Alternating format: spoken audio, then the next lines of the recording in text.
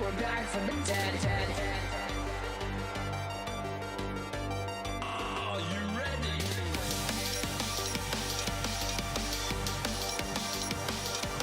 Let's go. Back from the dead.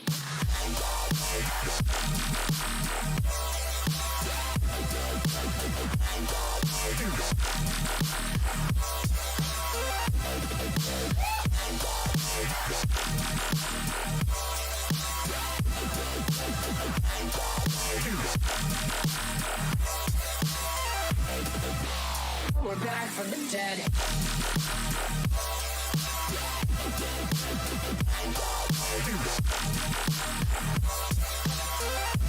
Hell yeah.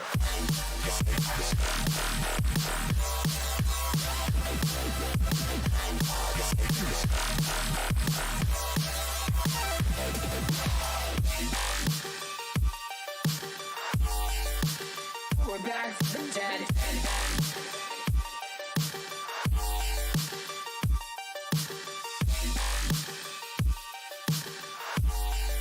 Back from the dead.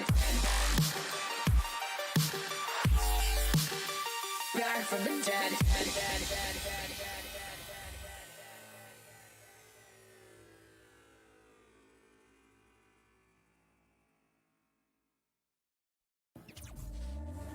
Back from the dead.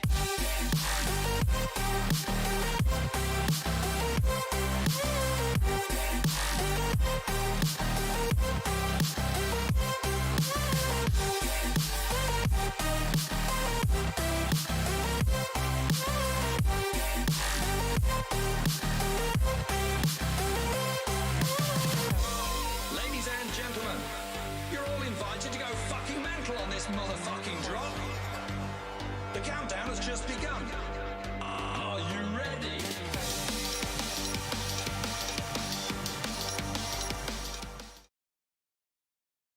Hey guys, what is up? Welcome back to the channel. It is yours truly, Krystal. We were having some technical difficulties tonight. This is Paranormal Podcast for those of you that are brave enough to join the circle. And I'm going to bring in my lovely co-host, Elfie. Where have you been? Hi. Oh my god, it's been like forever, eternity, hasn't it? I know. It's like, where's everybody going anymore? You know what I mean? You were so sweet too this summer. Like, Elfie knew everything I was going through, and she would just hit like random texts like, hey, are you okay? Are you alive? Just checking in. You still good? Still kicking? You still there? Okay, I'm just making sure. Yeah, Elfie's so sweet. So we were just talking about this, which is so fun. You know, back in March, I think, I had told Elfie, you know, I'm really thinking that maybe it's time for like a big change in my life, and I think I want to move to the East Coast. And Elfie was like, where are you gonna move to? You know? And I was like, I don't know. I'm thinking maybe PA or like, you know, somewhere like in New England. And Elfie's in PA, you know, and she was like, oh my God, tell me where you want to move, and I'm going to research the haunted spots in those cities. I was like, yes. So Elfie's been so sweet. So, and then I think like over the summer, I got even more serious about moving. And now we're always talking like, oh my God, I can't wait till I'm out there living. And there's all this haunted stuff we can go do. Elfie knows, you know, all the fun PA like haunted stuff, right? Oh yeah, I mean, PA is chock full of it and everything. You know, the necessities. You first check out what the haunted place is, and then you find about the house and, you know, the important stuff. The important stuff, yeah. I know we were just talking about a lot Appalachian Mountains, obviously, and I didn't know that up in PA, there's like underground tunnel systems too, you said. Oh yeah, there's big caving system, and then also on top of that, you have the mines and everything. So we have a pretty much a honeycomb going on here. Wow, that's crazy. And there's probably all kinds of bats and creatures and God knows what's down there, right? We got creepy crawlies. I mean, it's the mountains. We have all sorts of creatures wandering around the mountains. Oh my So. gosh. Yeah, so I can't wait to be out by Elfie. So I'm narrowing it down. We were just chatting about that too. I'm narrowing it down. I think I'm still looking at the eastern side of PA and New York. I really don't want to be more than 2 to 3 hours from New York. Just because if I have, like, I don't know if I'm going to still be, I work out of LA a lot, especially over the summer. I ended up having a lot of gigs out in LA.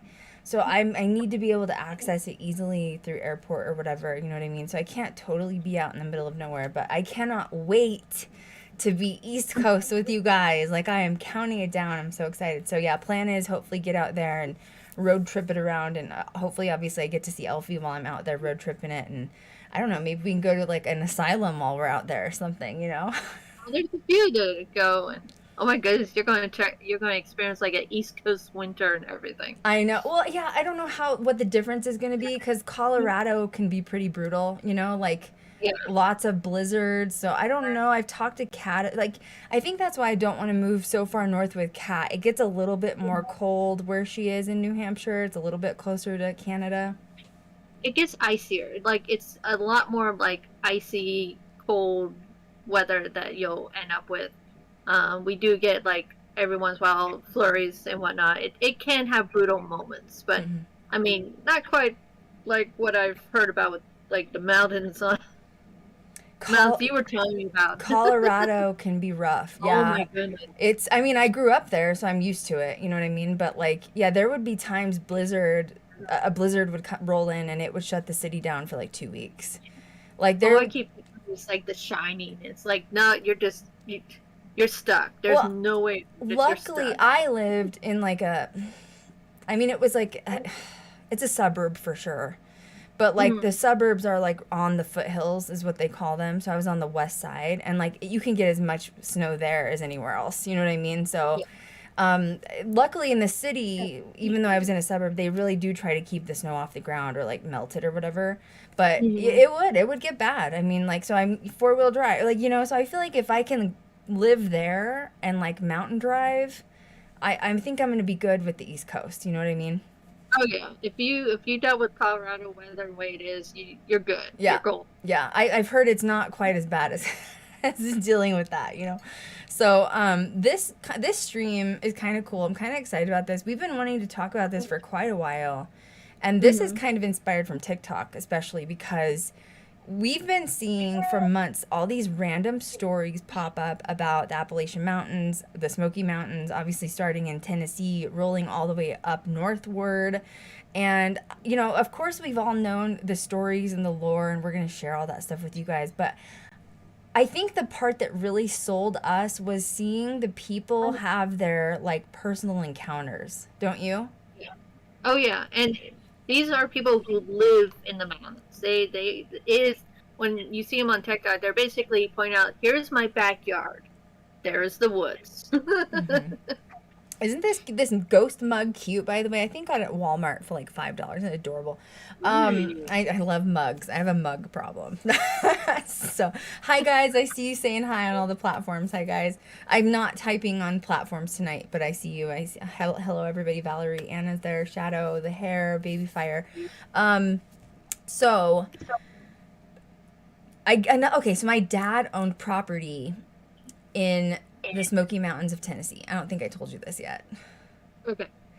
And I had to go there a few years ago. He ended up getting sick, and so I had to go like check on the house and all that stuff. And I went with my mom, and we didn't know what to expect. And he basically lived in this little town in Tennessee, and I'm just going to say it was like unsafe. I'm just going to be honest and say it was like unsafe. And it was unsafe because there's different types of people, and it was like the mountain people, you know what I mean? That like are very comfortable living alone and isolated. And I think that after a while living like that, you get a little weird. Am I wrong? I mean, I'm not trying to like offend anybody. You know what I mean? Well, it's usually those are the smaller towns you'll go by where if you spend some time, they know everyone in the town. So like when you're going through, they know you are not a local. and everything. So and there's weirdness usually with like people coming in town and everything. So I can see where it's like usually a little hesitant, like we're friendly, really. We're just visiting. It's okay. Well, and in this town, it was probably only 200 people-ish. Not, and it's literally in the, like on the edge of this. Oh yeah, very small. And so I don't know, I'm just going to be honest. I'm just going to tell it how it is in the story because so I'm out there and of course I look like I'm from Vegas, you know. They're like, "Oh, you're from Vegas, like you're a showgirl cuz like the glitter on your eyes." I'm like, "No, I'm not a showgirl." Like, you know what I mean? No, I'm not a showgirl. But they started watching me and so I kind of befriended the sheriff. And Okay. because I was a little nervous cuz you just don't know the mix of people. It's like a mixed bag, you know? And I kind of ended up finding out like the sheriff had like, you know, not the best intentions, you know what I'm saying? Like it was very, oh yeah, it was very Hollywood movie-ish.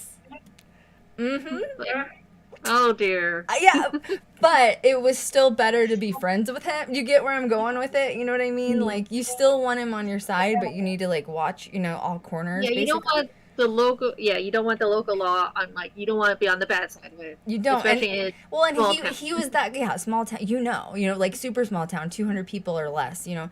But so he Yeah. was like, and he was this kind of sheriff where he's like, "Oh honey, I'm so sorry, you know, your daddy, he's in the hospital. You know, if you need anything, you give me a holler. Here's my cell phone number. You know, you just give me a holler and I'll come on down here and I'll get you." And you know, so it was that friendly, you know what I mean? Like we're in Vegas. No one's going to. I live in a city with 8 million people. If you ask someone for their phone number, they're going to be like, I don't effing think so. You know what I mean? You're like, what's the scam? What's the deal? How much are you wanting? Right. And if you call the sheriff, he's like, "I'm going to make a formal report. I'm not going to give you my cell phone number," type of small town. You know what I mean? Like, so the sheriff, it was interesting though, because like they had a Walmart there, and I'm telling you, like the smallest Walmart in the world because like there's 200 people in town. You know what I mean? And most likely that is probably the only shopping center in all of the town. Like the Walmart is it. It was the only grocery store. It was literally Yeah. it was the only grocery store. And by the way, it was very far from my father's house because I mean they're spread. You know what I mean? When we've been to those haunted towns. Yeah. Oh yeah. And so when I would walk in Walmart, and by the way, I tried to dress down. You know what I mean? I was like, I know I'm in a small town. Like, don't go in goth girl, you know, like, and it's still, people just stare. You know what I mean? Like, they just knew. And so anyway, the sheriff was like, "Well, honey, I'm just going to give you, you know, a few little tips because I know your daddy's house." And he was like, "You know, the people on this side, they're real nice. You can trust them. But the people on that side, you don't want to be friends with them." I'm like, "Okay. Oh my goodness. I don't know what's going on." And it was interesting because and the sheriff also said, "You know, honey, you're a young lady. You know, I don't know how old you are cuz it's none of my business." But he was like, "You really shouldn't be down here in Smoky Mountain by yourself at night." And then I was piqued, you know what I mean? I was like, because, I can, yeah, okay. I'll be like, why? well, I already kind of knew. I mean, I understand why. Probably. You do, and like you get the vibe. I mean, for God's sake, Elfie, you've done the coolest stuff. Like you've literally investigated Mothman. You know what I mean? Like you know what it is to get down in those barracks and like do weird things.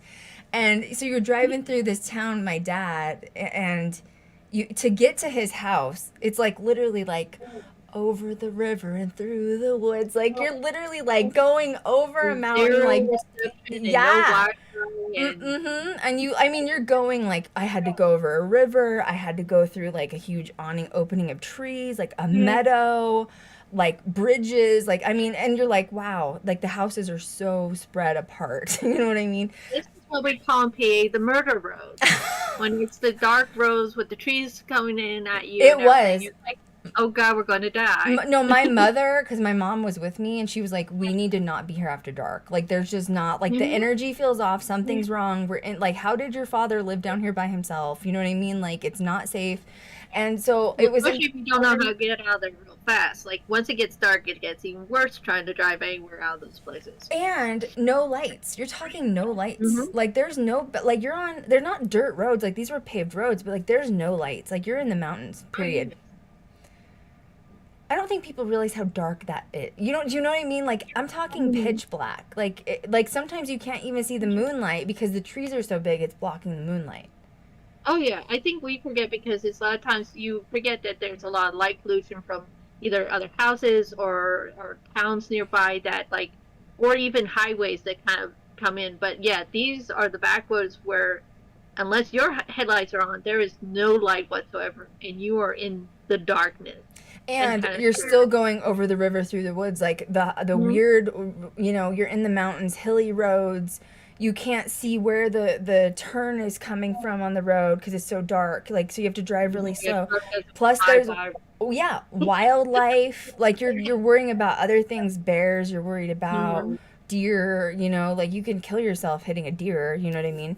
And so I was.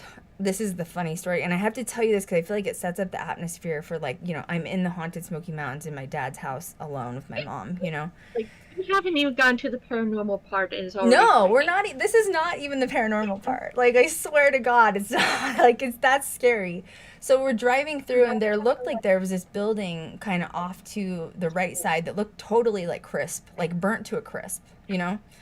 And I asked the sheriff, and I said, and the deputy was with him, and I said, you know, why is the building like crispy? Like, did it get burned down? Like, what's the story? Like, you know, and I'm asking because in Vegas, if something like that happens, you have to tear it down through like city ordinance. Like, you have certain things you have to abide by to the city. You can't just leave it standing. And that looked like it had happened a while ago. He was like, oh, honey, you know what? You know, the Piggly Wiggly down the street, they were getting like more, you know, business, and there was competition with the owners. So one night the family of the Piggly Wiggly, they just came over here and set it ablaze so that they wouldn't have any more competition. And I was like, wow. So, you know, and I'm sitting here like, and I'm in this town with these people that are setting their businesses on fire. You know, you get where I'm saying? Like, what? Oh, true story. And so then I go down into the house in the wooded area, and it's, and by the way, my dad had one of the biggest houses in town. It was huge. And the nice people across the street were really nice. And they were like worried about my dad. And then the people that he told me to stay away from, I kind of just wanted to like keep my eye out and watch. Cause I'm sitting here like, you know, by the way, these houses are not close together, obviously. Like, these are very spread apart, right? Because you're in the Smoky Mountains. There's lots of land. I think my dad's house was on, like, 2 or 3 acres. I can't remember how much it was. Okay, and the people he told me to stay away from, he says, like, to stay away from these people. And I'm like, okay, well, like, we're in the Smoky Mountains, so it's just not safe anyway. And I realized they don't even have windows in their house. There's no windows, there's no glass, there's no screens, and they literally just have, like, tablecloths hanging up for, like, curtains. And the part that confused me was, if you're living in the Smoky Mountains with creatures, why wouldn't you want to make sure you have windows in? Like Bigfoot's gonna just take one step right into your kitchen, Boo Bear, and, like, it's all over with, you know what I mean? Or maybe Bigfoot lives there. You know what I mean? Maybe that is actually Bigfoot's house. So, I know. So we were down there. It started to get nightfall. And let me tell you, it is strange in the Smoky Mountains at night. If you've never experienced it, it is pitch black. It is silent. And you can tell when strange movement is happening because nature reacts. That's the only way I can explain it. And it's creepy. And, like, even the sheriff was like, you know, there's just certain places in town, honey, that if we get a 911 call, we're not coming. Oh, wow. And he didn't tell me that, but, like, it was a big hint to me of, like, if you get yourself in trouble, yeah, we may not come down here, because it was a ways out of town, like where my dad's house was.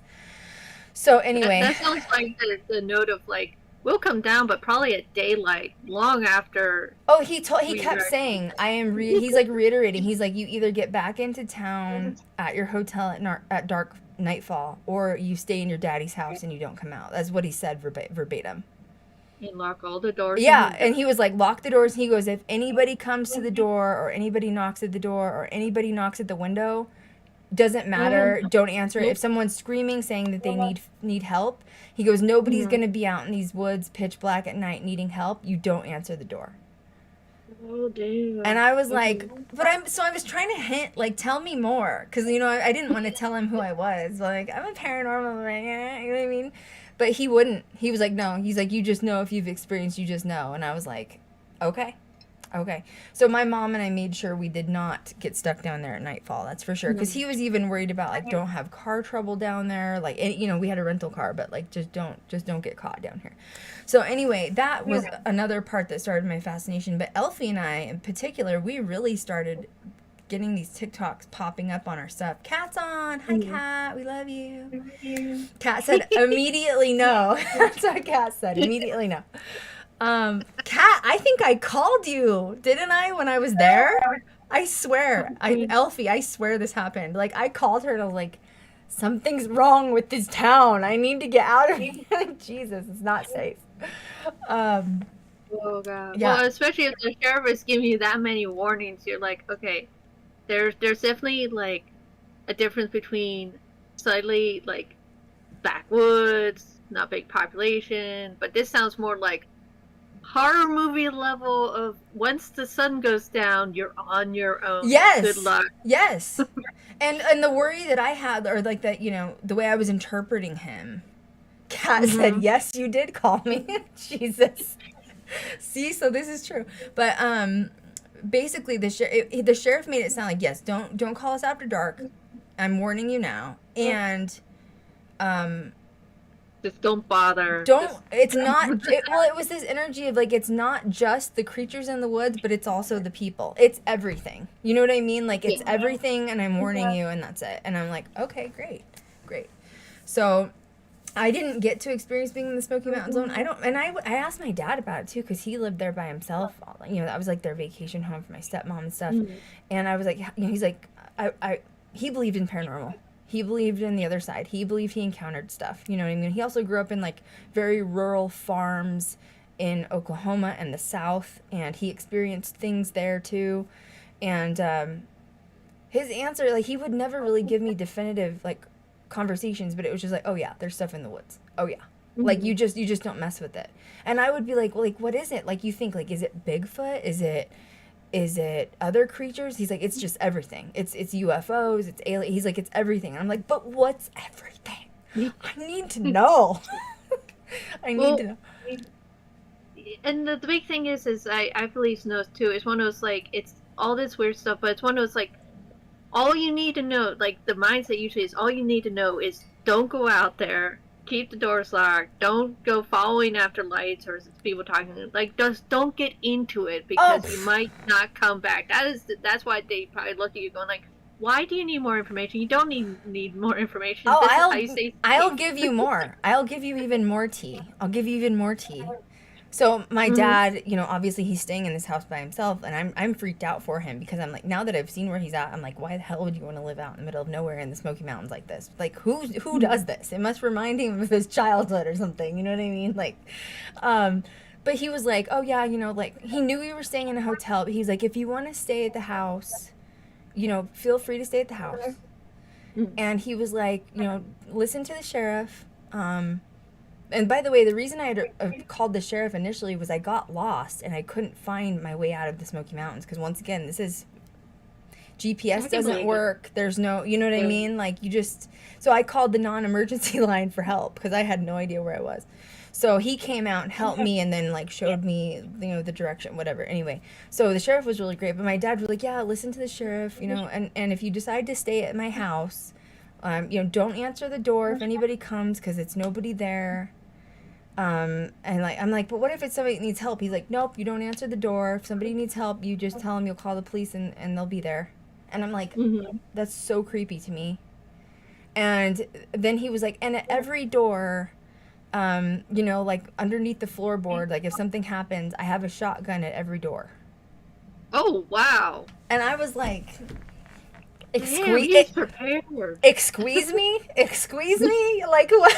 You know what I mean? First of all, I don't shoot guns, so I was like, I don't even know what to do with one. First of all, if there was an emergency, I am the dumb blonde in the horror movies that will die. I will trip and I will die 100%. Like, I already know that about myself, and it's fine. But So, but that's how serious my dad was too. He's like, oh yeah, I have shotguns at every door. You know, so like you're safe. And I'm like, Jesus, Lord, we don't live like that in Vegas, okay? This is a 24-hour city. I can go shopping at the mall at 1 a.m. on the strip if that's what I want to do. You know what I mean? Like, it's crazy. But, and they all reiterated, like, if someone comes to the door, like, it didn't feel like it'd be human, to be honest. Like, it didn't, it was not it was something mimicking human. But nobody would ever give me more information. It drove me crazy because the paranormal side of me is just like enthralled with these stories. You know what I mean? So anyway, that's where we're at with this. We're gonna start. This is gonna be a good stream. So Elfie and I have been sending each other back and forth all this content. We've been binge watching TikToks, and I did a bunch of research on it. So for my dad, it's, you know, if you don't know where the Appalachian Mountains or, you know, Smoky Mountains sort of starts, it's a huge mountain range. Predominantly like the edge of Tennessee, South Carolina, and North Carolina, right? Isn't that where that's at? Mm-hmm. And kind of goes upwards into like, you know, West Virginia for sure, and then swoops into like where Elfie's at, like PA area. Now, how far are they from you, or do they go like straight through the area that you're at? From what I can see, it kind of goes straight through because the Smoky Mountains also kind of blend in to the Appalachian Mountains, and that whole kind of like strip goes all the way up. Big chunk of it goes through PA, and then all goes up through, I think, all the way up to Maine and even into Canada area. Yeah, too. It misses Cat. It misses Concord, Cat. Good for you. Good for you, boo. It does go through Vermont though, and Kat had told me, it's so funny because there's one city, so everybody knows by now that I am 100% certain I'm moving to the East Coast, right? Elfie is literally my witchy sister. She lives in central PA. I want to live near Elfie. Kat is in New Hampshire. I want to live near Kat. So I'm looking at PA and New York. I've been considering moving there with them since about March, right? And so I've been checking out all these cities on the East Coast, trying to decide where I want to be at. You know, I've even like looked at Salem, Mass, but I think it's a little too close to the coast for me. But there's one city that I love in Vermont, and it's called Woodstock, Vermont. And the reason I love it is it just looks like Halloween town. Like, literally just looks like Halloween town. Okay. And Kat was like, okay, you know, there's a couple cities in Vermont, but, like, everything else you need to avoid. And I'm like, why? And she's like, hills have eyes. Hills have eyes everywhere in Vermont. And I'm like, okay, Kat, okay, I get it. And I started researching more about Vermont, and that's when I found out that actually a lot of like UFO stuff happens there, and black-eyed children. And it's interesting because that all goes back to the Appalachian Mountains moving right through like the whole frickin' state of Vermont. And I didn't put two and two together. So I just find that really interesting now that I've been doing my geography, you know what I'm saying, from moving. Although I think that it's more of the, I mean, I know you're saying PA has had its haunted stuff, but it does seem to me that it's more of the low populated areas where this stuff is at. So like Tennessee, West Virginia, Vermont, like very low populated areas, like deep into the mountains. I also didn't realize, like my dad used to tell me he loved this area because my mom's Cherokee and I'm part Cherokee. And my dad loves, like, Native American lore. Like, he fell in love with my mom because she's indigenous. He's always appreciated culture. He was really actually excited to have a child that was half indigenous. I know that sounds crazy, but he was. He just loves it. And so he used to get really deep involved in all of the indigenous lore that's a part of, like, Tennessee. If you trace back, like, the Cherokees, they go back to, like, Georgia, South Carolina, that whole area. And I was interested in seeing some of this haunted lore. It does go back to the Cherokees and Native American indigenous lore. And I didn't know that. I didn't realize that. So now that Elfie and I were able to do research, yes, there is a Bigfoot. I'm sure several that, you know, people have supposedly spotted, but there's a lot more that resides in here, and I feel like we have a lot to cover. Were you fascinated by this list? Oh yeah, totally. Like, I mean, definitely the big thing is Bigfoot, heard a lot, but there are all these other crypto creatures that are just like, some of them I've heard, some of them I'm like, oh, that's new to me. That are just very fascinating. Like you said, it makes a lot of sense, especially in the lower populated areas in the mountains, because I feel like there's still a lot of these mountain area that we're talking about that hasn't yet been fully Oh my God, no. explored. I No mean, way. we may have like satellite pictures of them, but like people actually going into them, probably not as much. It's fascinating because a lot of the stories that you hear on TikTok, and then even when Elfie and I were doing research on, like, you know, blogs and like YouTube videos, whatever, people all say the same things, which are whatever creature you run into, they are able to mimic you, mimic your family, mimic the voice of a humanoid, and they're not human. So then, you know, my brain's always like, okay, so that means it's either aliens or Bigfoot. But no, it's a lot more than all of that. So, and it's always so hush-hush, and I think it's hush-hush because maybe they don't know which creature they're encountering. You know what I mean?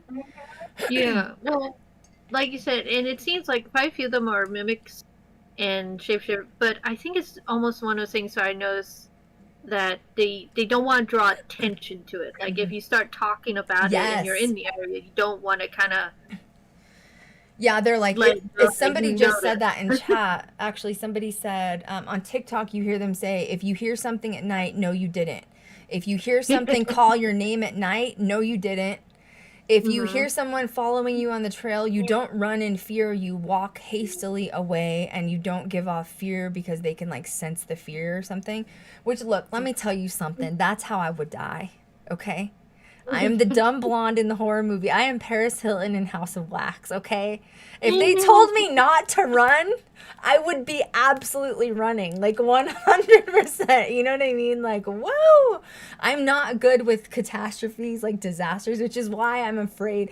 Elfie, I swear, Elfie, my biggest goal in my life is to get the series signed and go investigate Mothman with Elfie. She has to be there, okay? It doesn't count without Elfie, okay? And, like, I'm so scared he's gonna come get me because, like, I'm not smart when it comes to crypto, you know? Yeah, I'm more worried about not so much Mothman, but you falling into a marsh, because there's marsh and swamp around there. I don't need to have to... Like, Cat, pull can you out see of me there. in my 5-inch goth girl heels walking through the marshes of, like, West Virginia? I'm gonna fall for sure, 100%. It's fine. You know what I mean? All I request, though, is could we at least make sure to do it in warmer weather? Because when I was last out there, it was very cold. Yeah, and- no. Don't worry. I got you. Yeah, my ultimate goal, Elfie. She's gonna tour guide us into the swamps of Mothman, the pits of Mothman's house. And Kat is gonna crochet him a hat and some gloves. That's the plan. So Ghost Girl Diaries becomes a newfound footage. I'm telling you, if this series gets signed, it's going to be the best paranormal series ever because of what we have. We have the best ideas between the three of us. Oh my God. Cat's laughing. So let's start with the first sort of creature. Do you want to cover the first creature? Because I think this is fascinating because once again, we're hearing the stories on TikTok, but nobody's telling us what's out there. And the only thing that my brain can go to is either aliens, UFOs, black-eyed children, or Bigfoot. And it's more, guys. Supposedly there's a list. Do you want to do the first one? The Wampus Beast? The beast. The black beast, feline Wampus beast. Which actually, when I read that, it sounds very interesting because we still, like, in our own mountains and everything, we still get reports about mountain lion stuff, which technically speaking shouldn't be in our mountains anymore. Like, we used to have mountain lions and everything, but they were driven out or killed off. We're not sure. I'm not sure which. What was that? I was like, so they were these are driven last off or killed. mountains. We're not sure, but whatever. They're dead. It's fine. No. Oh, we used to have Nittany Lion Mountains, but then unfortunately we then apparently went and hunted them all because, you know, yay mankind. Oh, really? We get we have cougars, mountain lions in Denver, and we get them in Vegas actually, on the outskirts. I live in Summerlin, and we get them every once in a while. A mountain lion comes hanging down in the streets, literally of Vegas. Oh. Like Joy. Yeah. All we have to do with is bears coming down from the mountains. oh, we had those in Colorado too. Those are scary. Mm-hmm. They actually walk into the Stanley Hotel all the time. Black bears, brown bears, yeah, they do. Oh wow. They'll They just are walk right in, great. and then you see all the staff screaming at everybody like duck, run, and like it does. The bear just walks through, and they have to wait till it like leaves. They're smart. Mosey on out or something. Yeah. So okay, so this one is a large black feline-like creature. So it's like cat-like, but not necessarily a cat. And it's spotted around the Pleasant County, West Virginia. They call it the Wampus Beast. They said it's about the size of a male lion, about 500 to 600 pounds, with massive paws. They have a strong odor, like a wet dog or skunk. So actually, that sounds kind of like, I think it was in Swamp ape. Swamp ape. yeah, swamp ape is what I was thinking. Like that very, very, like very potent smell that you cannot miss. Wow. So it's like, oh, joy. And this is in Pleasant County, West Virginia, which is also an area that Mothman is spotted too. So West Virginia must be a hot spot for all these creatures, which is interesting. Yeah, it makes you wonder, like, is this, like you said, is this alien? Is this a crypto creature? Like, something we haven't yet discovered, technically, or even recorded? Have you Because you've been to West Virginia? Did you investigate? Yeah, you did. What did you think? I've been there too. What did you think of the energy there? It's interesting. It definitely has a very strange vibe about it, but it's not unpleasant. It's just I'm trying to figure out how It to feels kind like of portals to me or something. It's I'm not. Yeah. It's not bad. It's just it feels like unfamiliar. like a way station or something. Well, I drove Like, through so- there, and I went from like DC. I was in like Delaware, like northern Maryland's beautiful. If you've never been there, it's just especially fall. Oh my God, northern Maryland's beautiful.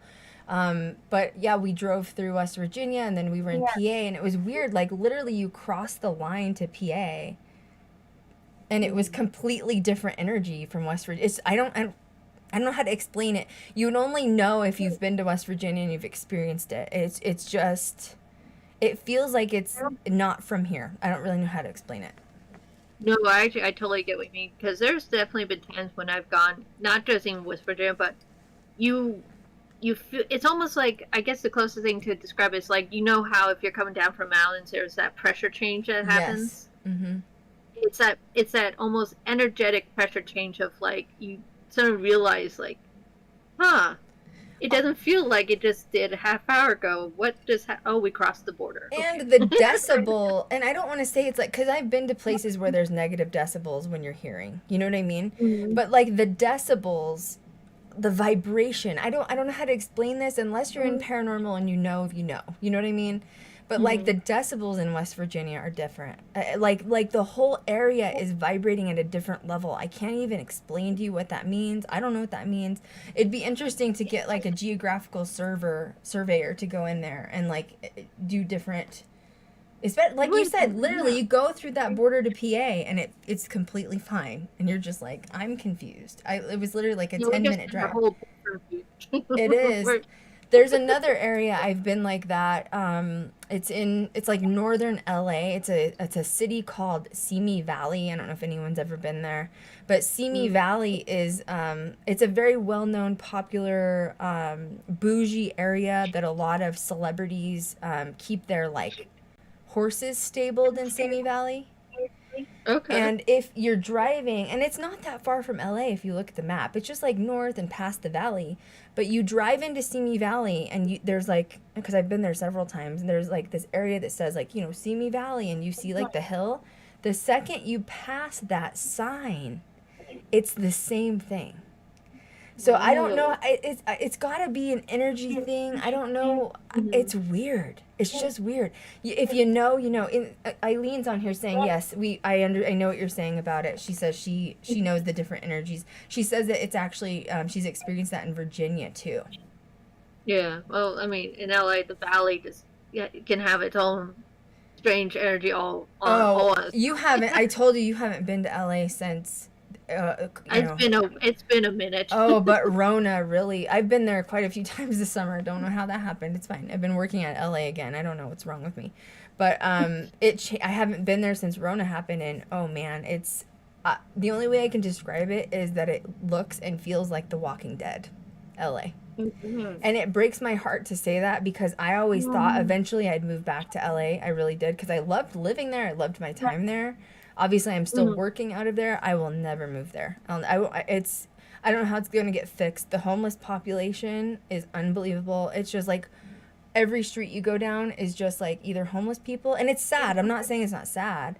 But there's also just RVs packed, like back to back to back to back of just, 20 people living in an RV because everyone lost their homes from COVID. And it's sad, but I don't know how they're going to fix it. And it's like they're living in communities like The Walking Dead. Like they protect each other, which they should. You know what I mean? But like, and the city can't kick them out because there's nowhere for them to go. I've heard Skid Row is like 30 or 40 blocks massive now. I haven't seen it. But I've heard it's really it's even bigger. Oh yeah, I've heard it's huge. So yeah, it's just sad. But which you're right. Now the energy in LA has changed a lot for sure. For sure. It's a strange thing, especially for a place you think it should be so big and glitz and glamour, and then you see the other side of it. It's just like it's changed the filming world too. It's weird because like I used to live there and I used to film. Obviously, I was a producer there, and it's changed that too. It's really weird. I can't really describe it. Like they can't film in certain areas like they used to because of the homelessness. It's just changed like the demographics, I guess, of everything.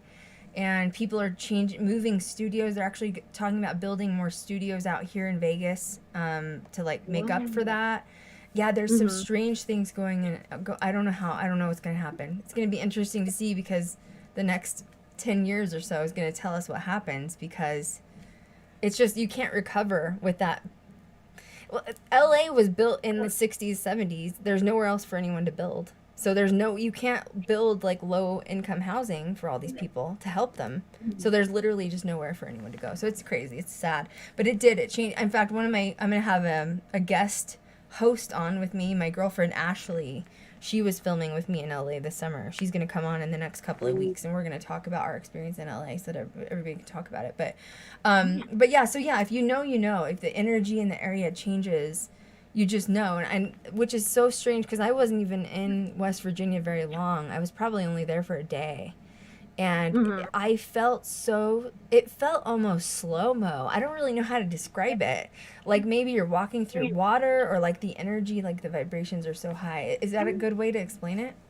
Yeah, actually, I can see that. Yeah, I see what you mean. Because I know in some ways, like especially if you go anywhere near the town with Mothman and everything. I can't remember the town now. Off the top of my head. Point Pleasant, right? Point Pleasant. Thank you. Yeah, Point Pleasant. It's a town that's on the rebound recovery and everything because it was originally like I believe a industrial working town and then that slowed down and everything, but because of Mothman and the movie and the book and everything and people's interest in the UFOs and whatnot, that has kind of brought the town back to life. I feel like at least in the last few years I saw, but it at the same time it always seemed to be that water slowness, but almost like trapped in a time period, like it never bubble warp almost or something. Yeah, never moved forward into the modern era necessarily. Like once you cross the bridge into Point Pleasant, it just like you kind of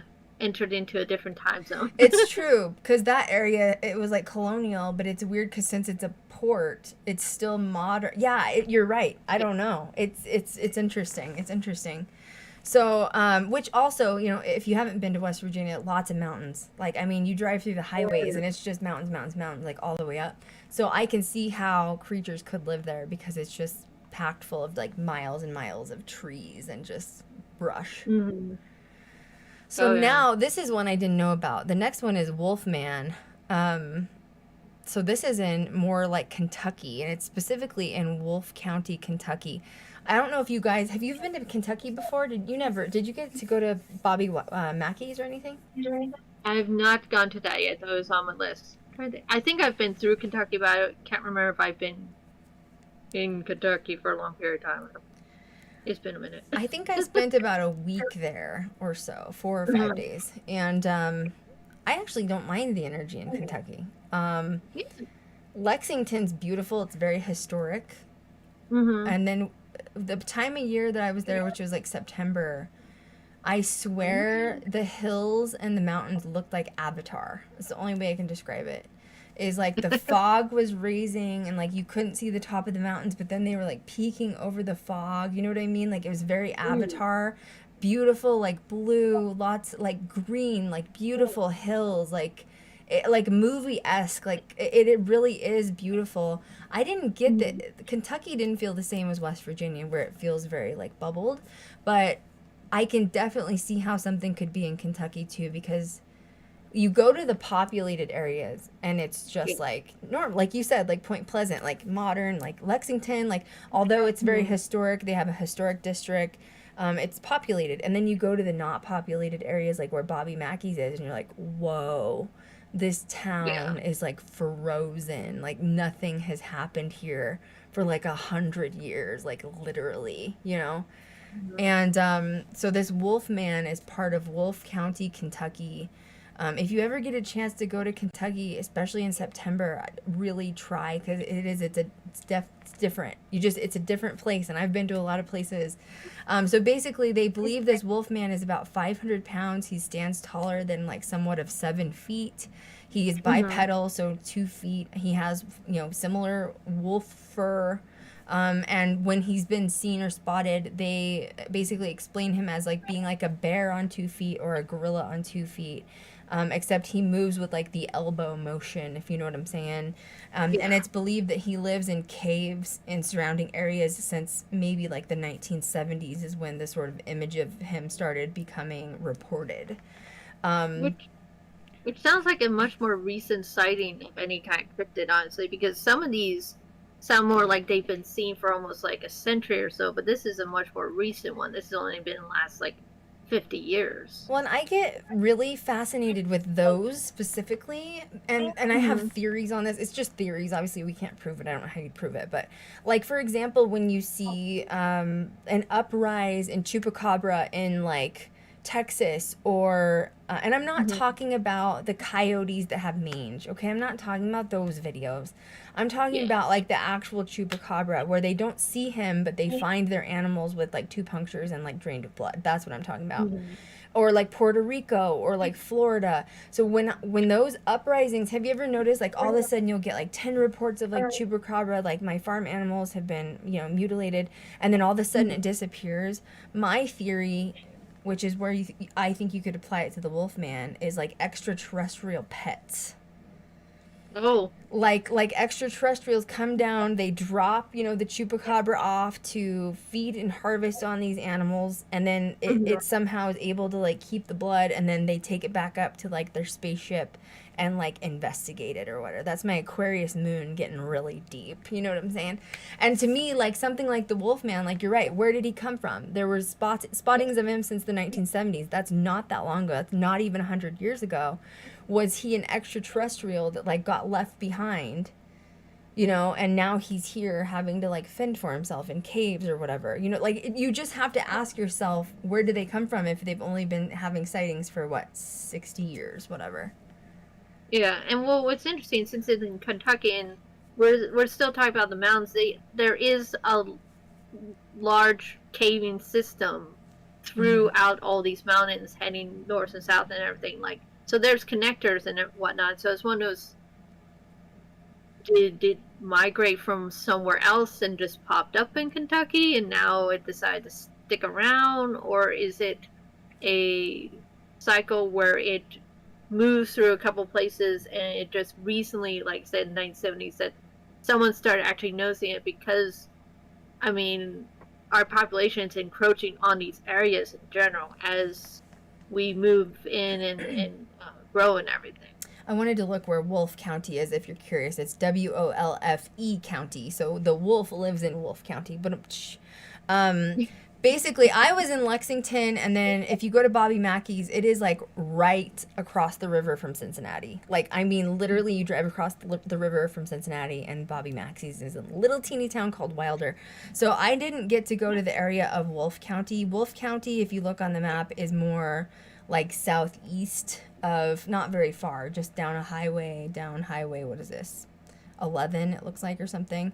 And but that is a very mountainous area. Like, I've driven through there, and it's national forest area 100%. So I'm not shocked that they're seeing this creature. I wish people would get the clue of TikTok and do stories on their experience with Wolfman, because that's one that I'm personally fascinated with. Oh yeah.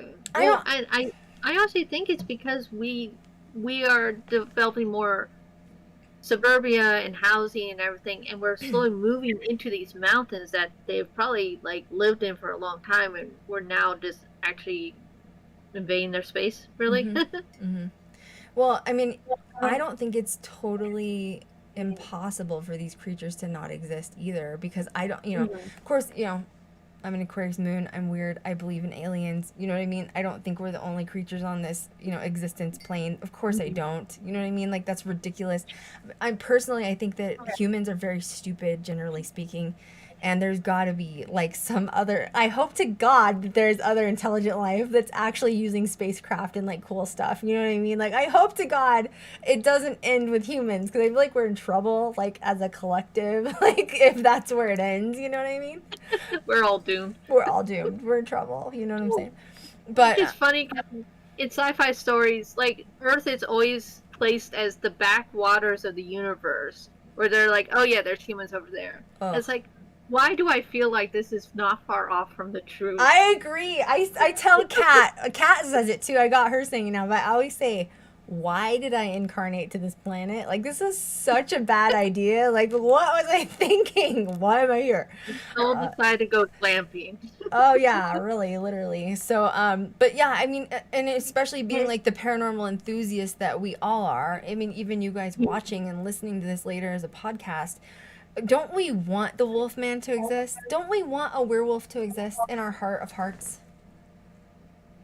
Don't you want the werewolf to exist, Alfie? You know you do. I would love to see footage of this too, because that would be the coolest thing, because I do not believe that we have cataloged every living creature on this planet. I think there's a ton that we have left out because, yeah, we don't look very well apparently, or something, or it's like, nope, I'm staying hidden, you can all go away. Well, that, and didn't you just hear on the ocean, they just think that they counteracted and found a megalodon alive? Shocker. I am shocked. This is my shocked face. I know. Really? I know. The oceans they're the most unexplored, you know what I mean? And then if you think about, like, Dolores Cannon, if you guys have ever gotten into that sort of research, which she was like, she did hypnotism, and she did a lot of research on people that would talk about their past lives. So that's why I think she's amazing, because I'm fascinated by past lives, because I totally believe that we, like Elfie and I, how did we connect so easily, and we're just like friends, and it's great, you know what I mean? Like, I think that those people in your life that come so naturally, it's just because you've lived lives together. And Dolores Cannon talks about, similar to this, like, theory of, like, incarnation, and, like, even these paranormal experiences too. Why is it that some people have the gift to be able to communicate with the other side and some don't? Everyone has psychic abilities. It just depends on how much you're open to it, sort of thing, right? How much you're willing to access, how much you're allowing yourself to access to the other side. And I think that it really says the same thing with these creatures, don't you? Which is like, if you're living in the mountains, you're either going to be interested in understanding it or you're not. If you're not open to it, you're not going to attract it. It's similar, like, with people with aliens, right? Some people attract, aliens and, like, alien encounters, and others don't. Oh, yeah. No, I can totally see it. I mean, especially the ones that, at least I've been noticing, who talk about science are the ones who have been living there in the mountains for a while, who are just, they're comfortable there. They're adapted to it. They've moved there, or they've had family there. So that makes sense why possibly whatever is around them in the woods is like, oh, okay, you're here. You're one of us, or at least they don't come off as outsider, maybe. Yeah, I've seen some stories though where people have said, like, that they live in the Appalachian Mountains, or whatever area you want to call it. Let's say it's just like a very hidden area that's not populated, but they're like, oh yeah, like, you know, we know Bigfoot lives in the area and like we have horses. I would be worried about my horses. Like every night I would be bringing my horses in my house. Like, come here, horsey. You have to stay in the living room because I don't want Bigfoot to eat you. You know what I mean? Like or like you have chickens. Like I'm gonna have to take my whole chicken coop inside, and they're gonna shat everywhere because I don't want them to get eaten by Bigfoot. You know what I mean? Like, Well, it almost sounds like with some of it, like, okay, some of the, especially the mimickers, they definitely like they want to mess around with people and stuff. But others, like Bigfoot, I feel like similar to most animals who just don't want to deal with people. They're like, okay, you are over there, I'm over here. As long as we don't approach on each other's, don't cross the line, we're fine. Respect I stay in my boundaries. woods, you stay on your property, we're all cool. I don't know, man. Now Bigfoot makes me a little nervous, but I like to look at both sides of this because, like, dude, he's never had an interview, man. You know what I mean? Like, everybody makes it sound like Bigfoot is scary. What if he's not? What if he's chill? What if he's chill AF and he just wants to hang out and like pick his berries and like be with his wife and kids? You know what I mean? Well, I think he's chill, and I think a lot of times, at least with the if we're going to believe that a lot of the footage we see of Bigfoot is real, most of the time he's scavenging, foraging, doing his thing, and like spots the person filming him, and then just takes off in the opposite direction. There's only been a couple times where I think you see a footage of maybe the Bigfoot coming at the person, but it's a lot rarer. And most of the time, it's like Bigfoot is just like gone. It's Doesn't true. wanna It's be this seen. like if we're afraid as him, like how we're portraying it. Obviously, they're going to be just as afraid of us, is what you're saying, basically. Like, Yeah. oh, I'm yeah. going this way, you go that way, like none of my business. But yeah, in horror films and horror movies or depictions of it, he's always, you know. And I'm not saying they're not bad, but humans are bad too, man. I'm just equally as afraid of humans. Well, okay. So the only time I've ever heard them get violent, like, and I don't know if this is real or this could be like eco people, protesters stuff. Like I've heard of them, you know, with forestation and you have like the big machines going through and deforesting certain areas of the U.S. and everything. And there's been reports of like machines being tipped over or tires being trucked across and everything. And that's the only time I've ever heard of anything remotely violent of them. But we're not even sure if that's them or eco protests saying, oh yeah, it was a Bigfoot causing this mass destruction. But it's like, if they can tip over a machine that big, that does, but they don't want to deal with us. Yeah, but you know, another question I always have though is like, after all this time, if Bigfoot does exist and all these people have claimed to have encountered them, and America is so gun hungry, how come one hasn't been killed and brought in? Not that I'm saying I want that to happen, because I just think you should just hashtag free Bigfoot. You know what I mean? Like, leave Bigfoot alone. Don't shoot Bigfoot. But like, you do wonder, you know, you know what I'm saying? Do you get where I'm going with this? Yeah, but I think Bigfoot is a lot smarter than we think, I and agree. has adapted and learned how to avoid us, and how to avoid the weapons we have, and knows where to go and what not to do and everything. And I have seen those shows where they were like, "We're going to hunt Bigfoot." It's like, oh God, please don't. I hate those shows. Yeah, some of them, they're like in Alaska and they have like the lights off, they have night vision cameras, and they're like, I'm sure it's just for like show, you know, I'm sure the producers are like, make it look dramatic, you know what I mean? Like, but they're like need to flailing make their it- guns all over the place. I'm like, y'all are gonna shoot each other. Y'all are gonna shoot each other because you're stupid. But like, the thing that scares me about stuff like that is I'm afraid like a bunch of amateur kids are gonna go out there and try to replicate it, and they are actually going to like accidentally shoot, you know what I mean, shoot each other. Yeah. And When we say when we say ghost hunters or whatnot, we don't literally mean hunting. We mean like investigating, finding evidence, not trying to get a Bigfoot pelt. Well, and why do you always have to like kill everything that you find, for God's sake? You know what I mean? Once again, what if Bigfoot just wants to have a conversation? Why don't you just sit down and give him an interview? You know what I mean? Give him a chance to talk, take him a cup of coffee. Maybe he'll just chill. You know what I'm saying? Why do we Yeah. have to kill him? I'm just saying. So anyway, Bigfoot, that's why we're talking about this. So exclusive areas for this is Tennessee, Kentucky, Virginia, and West Virginia. Obviously, there's hundreds of eyewitness accounts throughout the Appalachian Mountains where he's been seen. It's not just one. They claim that there's many different ones of different status that have different colored fur, different heights, different.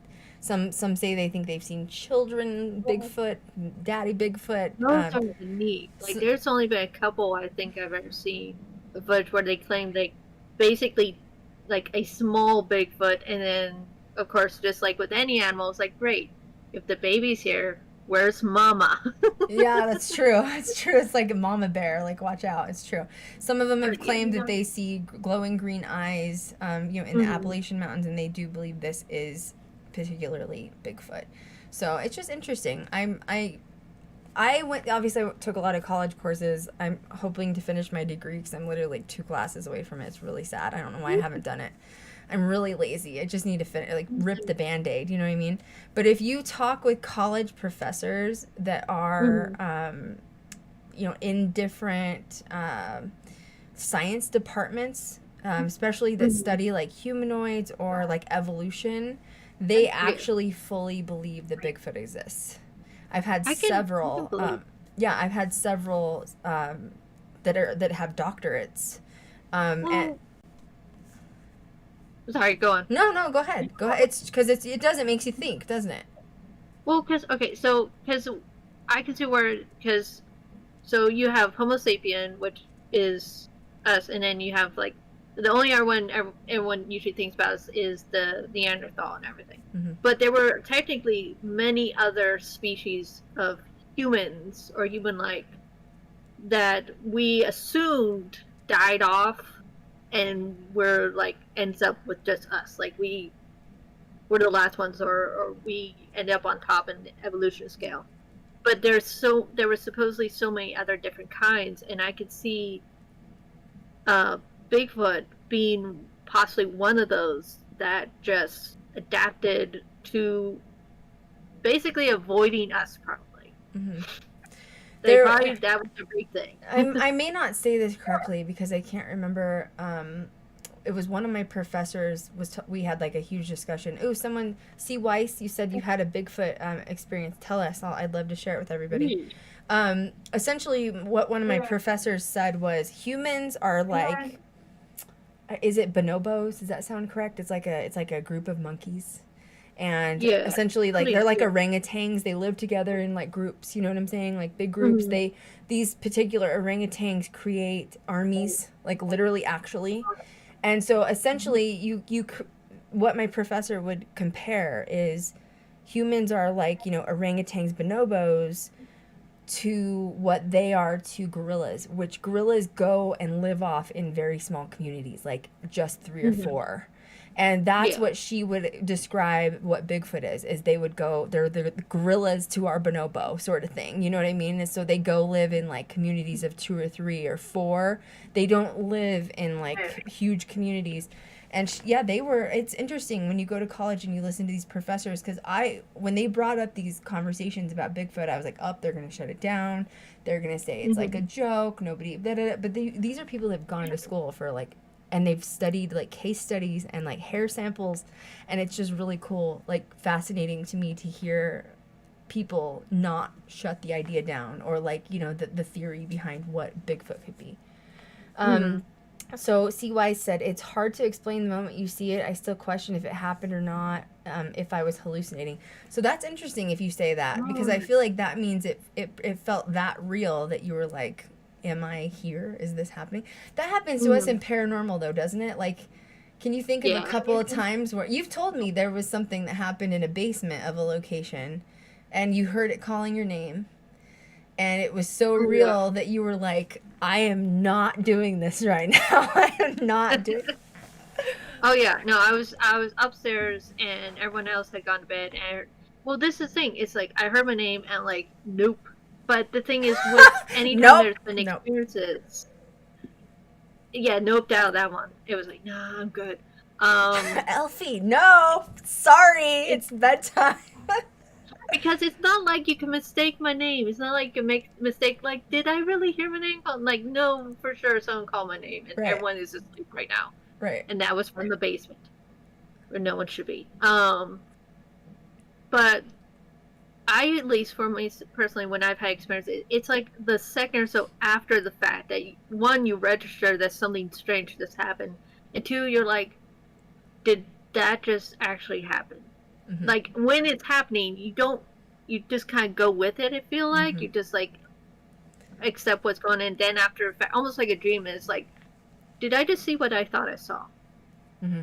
And then you start catching up almost. Like your brain finally catches up. Like, yes, we just had a weird experience. See, I've had those experiences both sober and under the influence, which is why I say I really don't think it's safe to be under the influence ghost hunting, honestly, because I've done it. I mean, I didn't ghost hunt, but I've been in locations where there were parties. I've talked about this at the Stanley Hotel, and I told everybody I was partying with some of Ghost Adventures, and we were in the presidential suite, and I'm not gonna lie, I was tipsy. I wasn't wasted, but I was feeling it. You know what I'm saying? Like, I was having fun. That's all I'm gonna say.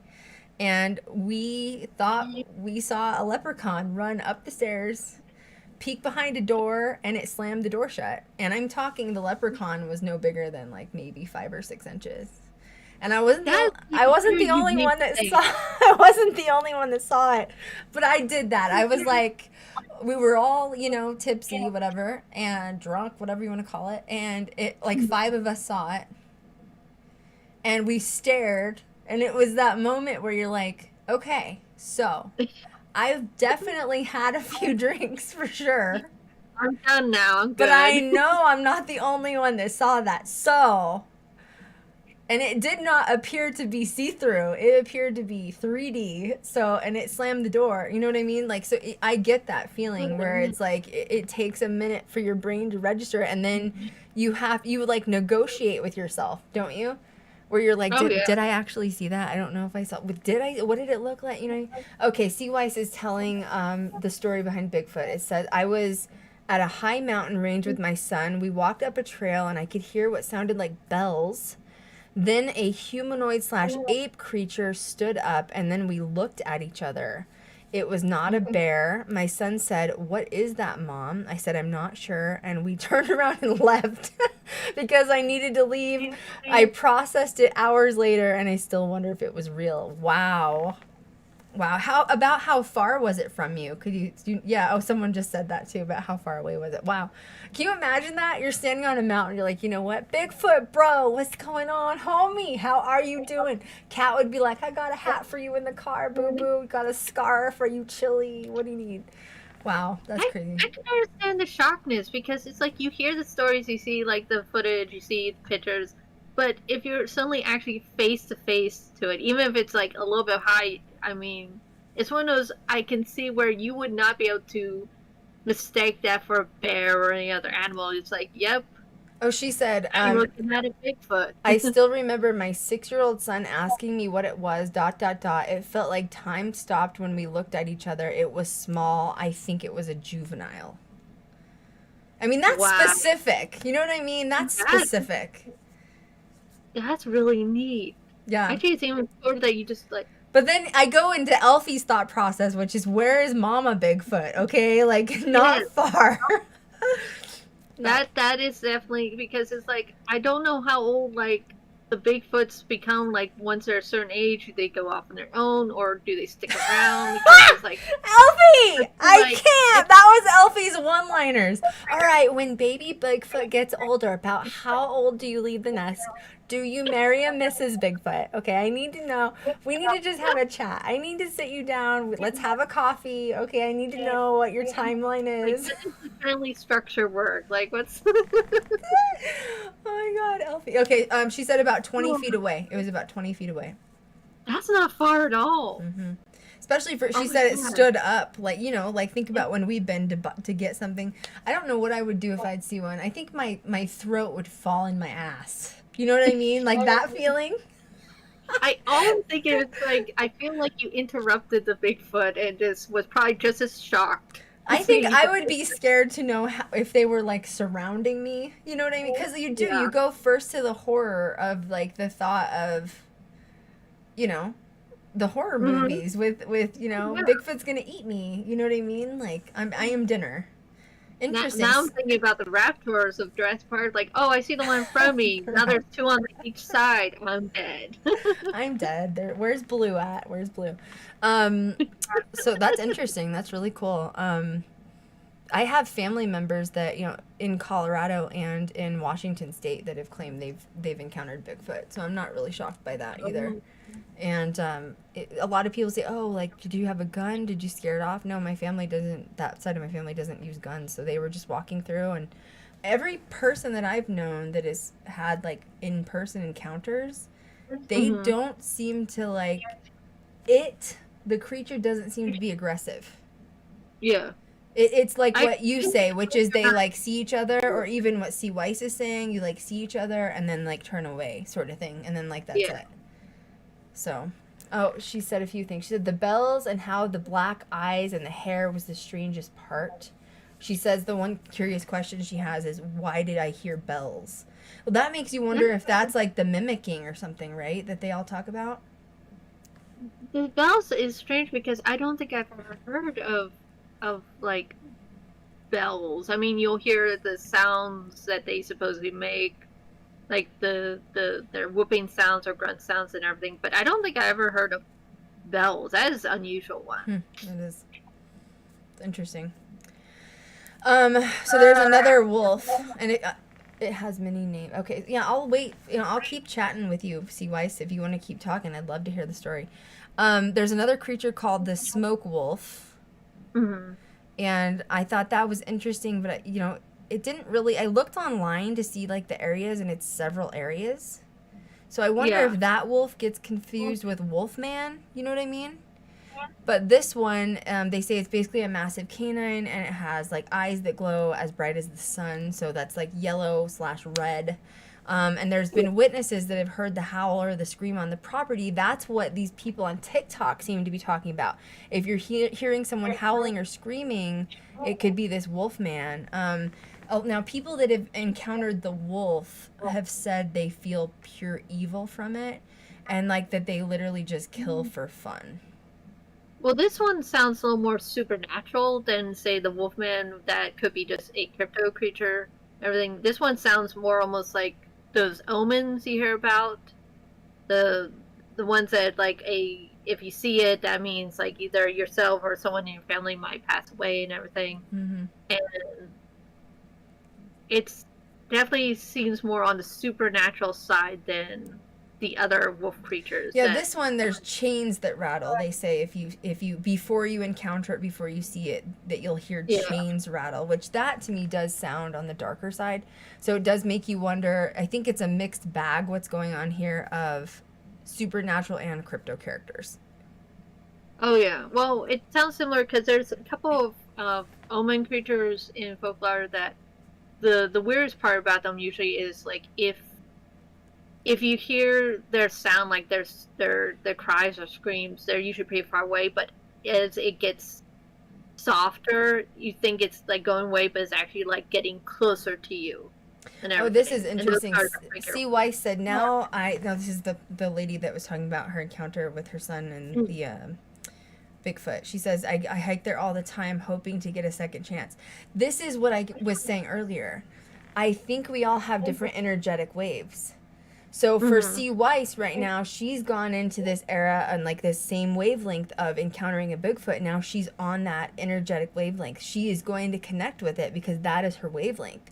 It's whatever you put out there is what you're going to get back. And that's the fascinating part, how all of us have different abilities, all of us have not only the way we connect with like supernatural and paranormal, but like I said, I even had like the friends in the Air Force that connected with aliens. Like, it's just fascinating to me how everybody has your own energetic highway to your own thing. And that part is what I just love about crypto character, just the whole side of like supernatural. So now the next one is Mothman. Obviously, he's been seen at several places, including like the Ohio River, Point Pleasant. Now, Elfie, I know we've talked about this before, and I'm happy to like briefly talk about it again, just because it's just like, this is what like I was so fascinated with Elfie on Paranormal State, right? Because I do. I don't care. I think it's just so badass that you got to go and like even experience the location. You said when you went it was really cold. Obviously, Mothman was spotted like in the 1960s. Sometimes he can be claimed to have like been like an omen, so like he shows up before something bad happens, like the Silver Bridge collapsing, or you know, he was spotted at 9/11. They say he's like a 7 to 8 foot tall creature, 10-foot wingspan. He lives in the caves and the nests where Elfie got to go, investigate. The question is like, do you think you felt his energy? Like, you didn't experience anything firsthand, but you were down where they claimed he's been, where he's lived. How do you feel about that?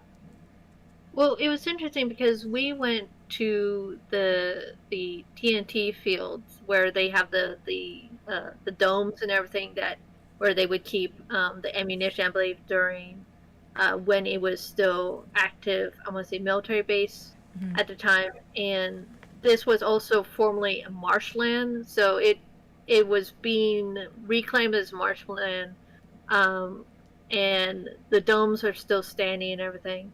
And it, even like I've been there during the daylight hours, it has a interesting feel about it, like this strange quietness about it, like this very still energy to it that just, even when we went there at night and we went into the TNT domes and everything, there was definitely, we didn't have like big experiences. We had like some little ones with chip coffee and stuff, but it definitely at times felt like there was something watching or observing. What did Chip say? 'Cause I guess I need to rewatch that episode. By the way, I'm gonna tow Elfie here. Elfie is on Discovery Plus. That's right, girl. You ride that wavelength out, okay? You should be proud of that. She's on like, what, 100 episodes of Paranormal State, something like that. So they did just put that on because Discovery merged. So if you want to watch Elfie, you get on Discovery Plus, boo-boo, because she is on there. I am so happy and proud of her. Anyway, no, I can't remember the episode. Now I have to rewatch it. So Chip was there. What did he, because I believe Chip's legit. I believe he's real. Obviously, you've worked with him a lot. What did he experience? I can't remember, because I remember he had gotten some messages while, because we were all standing in one of the domes, and I remember he got a few messages. I'm trying to think what they were.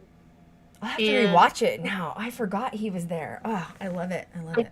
I think a lot of it was about being an observer, and I think we were asking questions about whether or not the Mothman was the cause of the Silver Bridge collapse or the cause of what people had experienced. Like, is it Harbinger? And what Chip was getting through was that it was more of an observer, and it's just been there for a long time. See, I don't think Mothman's bad either. And like, but I'm weird, right? And I don't know if like it's energy speaking, but like, I don't really believe all these creatures are out to mass murder all of us, or they would have done it by now, right? Like, let's be real. Like, they've had the opportunity to do this if that's the way it is. I don't think he's an omen. I think that maybe it's a protective omen of like, oh my God, something is about to happen. But of course, humans are going to be like, oh, that's because it's demonic. And he took the bridge down himself. And it's like, okay. That was totally, I feel like that was more of a man-made problem there than a Mothman problem with the bridge. Yeah. Well, I mean, okay, so if you read the book and everything, you get about the UFO sightings, you get Mothman, you get the Men in Black as well that show up.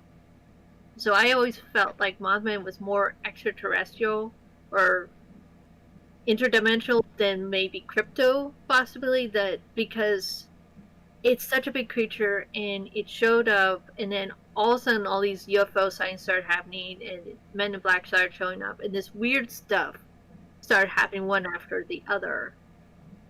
And I keep thinking that this is more of an extraterrestrial creature that's just been around for a very long time, because I often believe that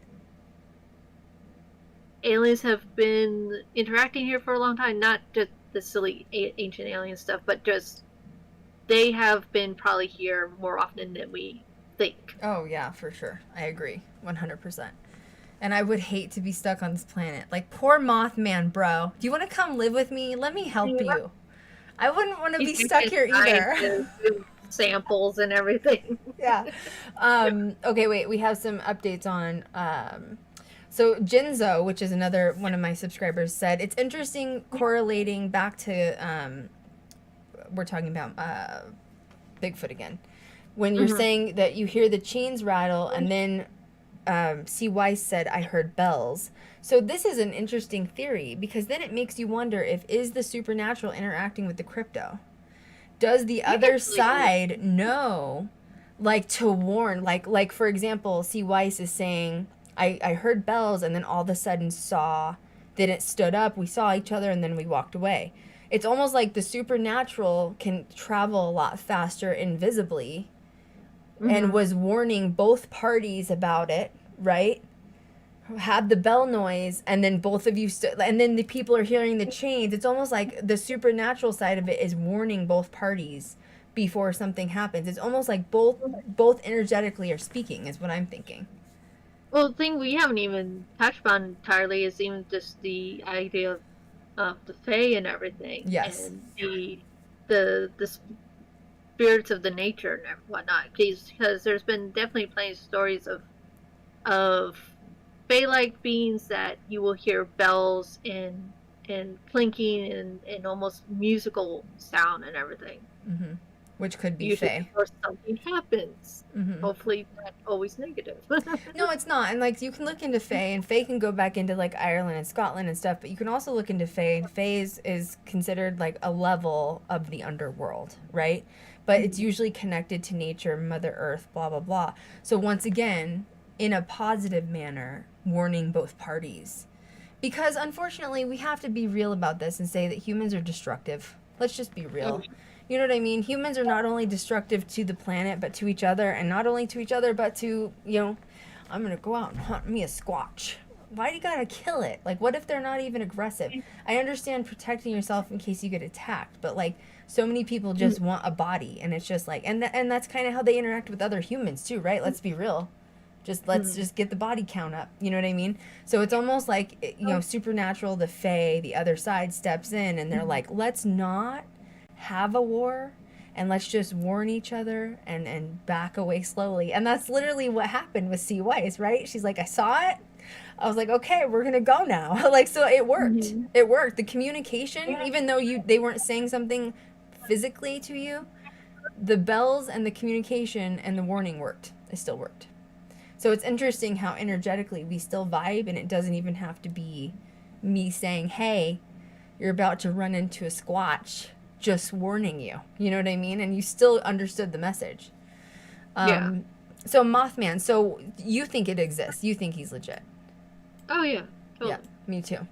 Me too.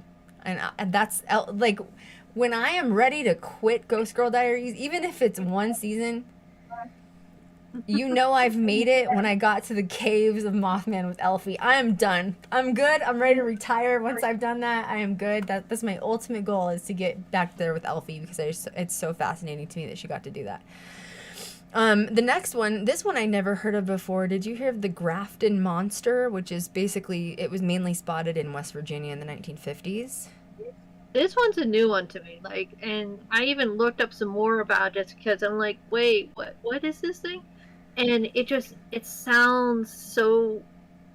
This is where I feel like when we were talking earlier about different kinds of Bigfoots, I feel like maybe this Grafton Monster might be just a different kind of Bigfoot, maybe. Is that how you felt about the way it was described? Because I was having a hard time picturing it in my brain.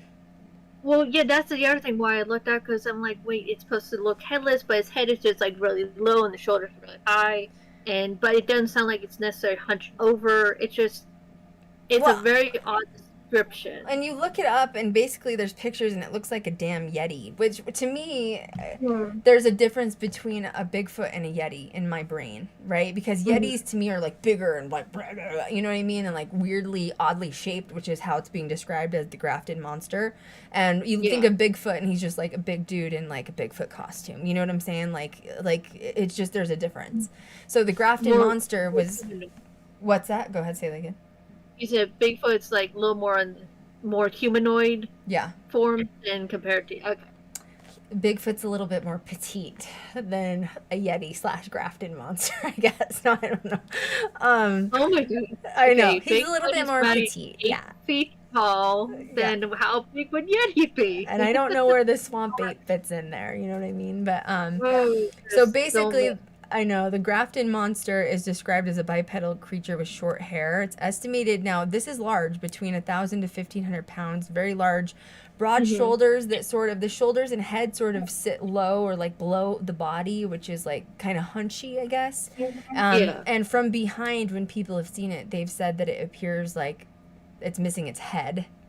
And it eats livestock, essentially. It's this massive creature that lives, it's been seen in West Virginia, essentially. So this one comes off as more, it sounds like it comes off a little more aggressive and does not care if it goes anywhere near humans, if it's eating livestock. So it's like a little more on the braver side compared to other like Bigfoot Yeti-like creatures. And if you're talking about a 1,500-pound creature, and who knows if it gets bigger over time, right?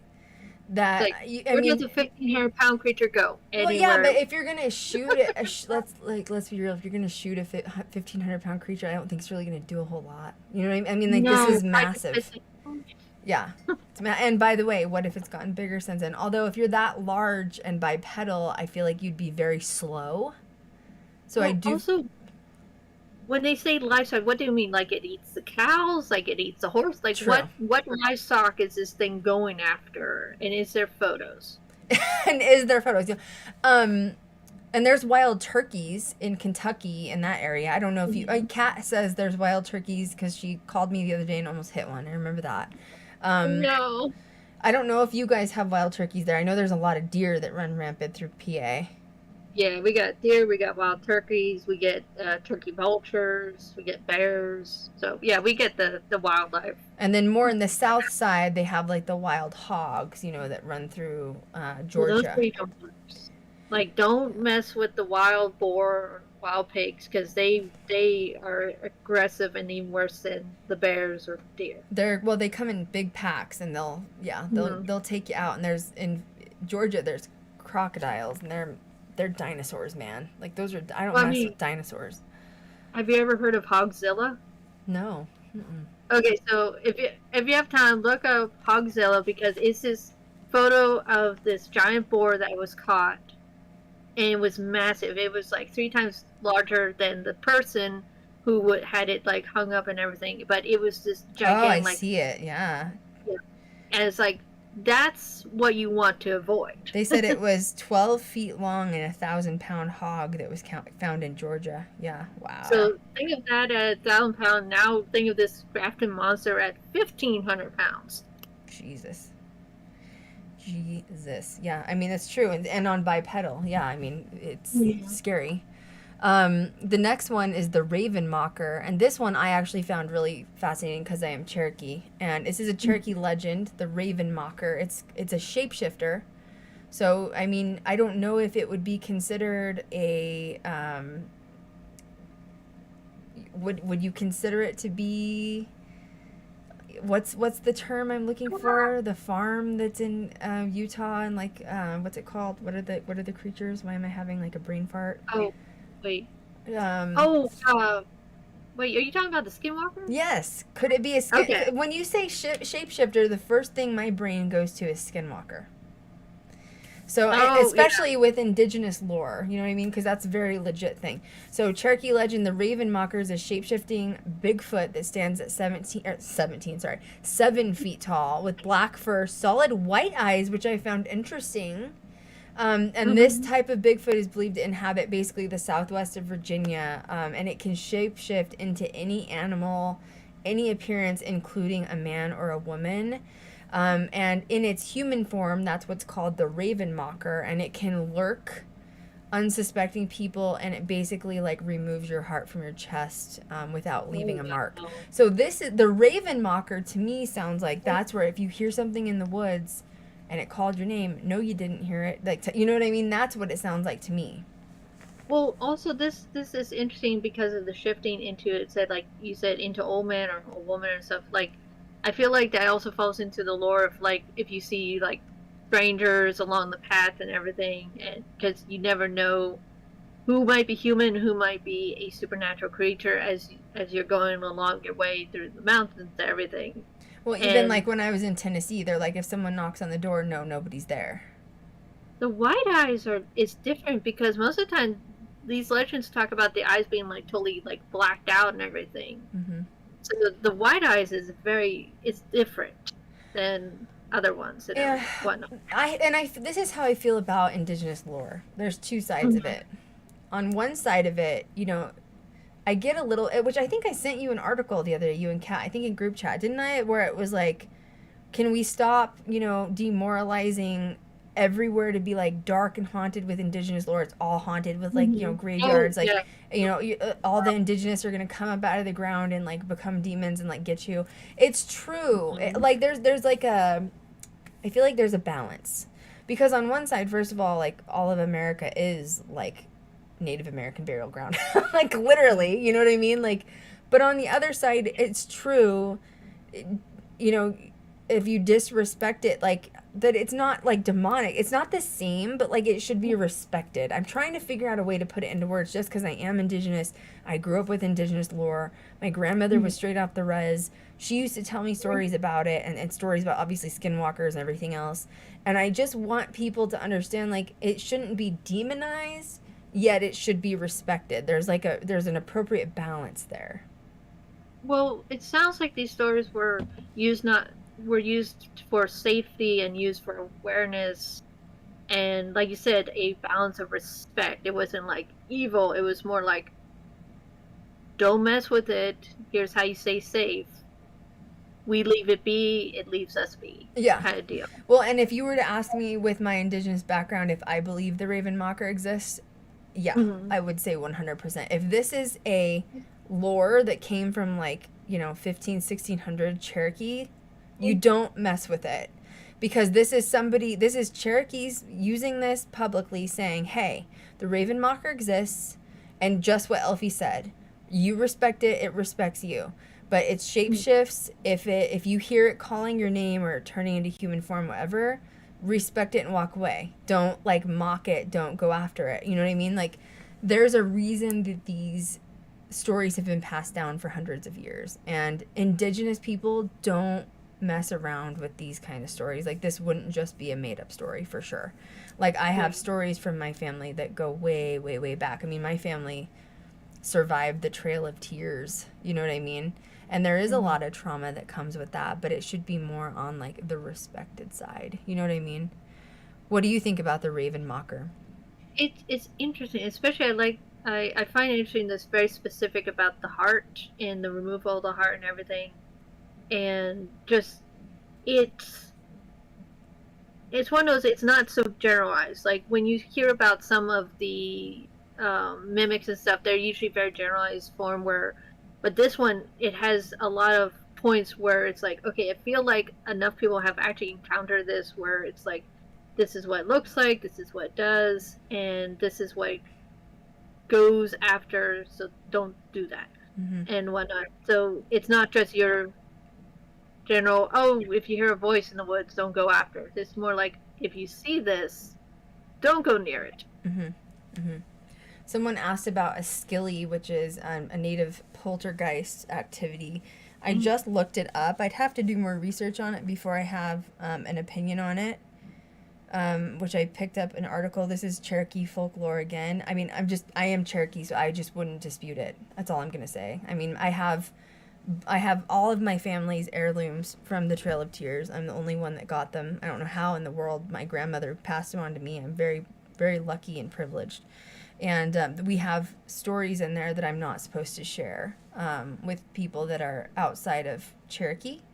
And it's really because it's to protect our indigenous heritage. And like basically these entities won't come after you unless you have Cherokee blood or indigenous blood, whatever that is.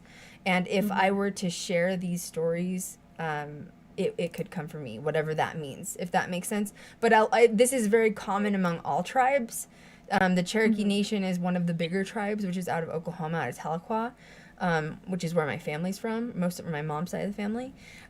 So if you're asking me about the skilly and native poltergeist, I just wouldn't doubt any of it, to be honest with you. But, you know, we've also learned in paranormal over time with poltergeist activity that you can create it yourself. You can create poltergeist activity with your own energy. Kat's famous for that. She is.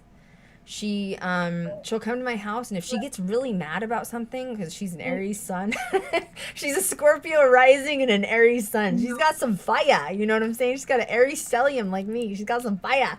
And if she gets really upset about something, she will make lights go on and off in the house. She'll make doors slam when she's mad. I've seen it happen. So just remember that now that we've also studied and we have come forward with, learning about energy and energy transmutation, that it is possible for poltergeist activity also to come from yourself. And, I'm not saying poltergeists don't exist, but I think that term gets thrown around way too much in our industry. Don't you, Elfie? Yeah. I mean, you get scared because of the term poltergeist, and they do exist. A harmful entity or a powerful entity that can. We see the videos all the time on like Travel Channel where like the cupboards are slamming, open and shut in the kitchen or whatever, and they do exist. But it like you always go, oh, it's a demon. It's 100% a demon. You know what I mean? Like it may not necessarily.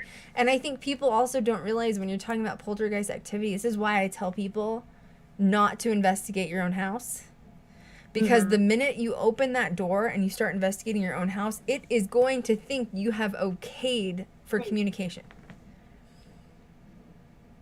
So you're wondering why the cabinets are opening and shut. It's because it's like, hey, you said you wanted to have a conversation. Why aren't you talking? I'm right though, aren't I, Elfie? Like, what I'm saying, yeah, Oh yeah, well, it's one of those things of like it's one of those. Unless you're starting to actually have experience before you start investigating, it's one of those like, just because you stop the recording and everything doesn't mean whatever came by went like, oh, you stopped talking. It's like, no, I still want to talk. Yeah.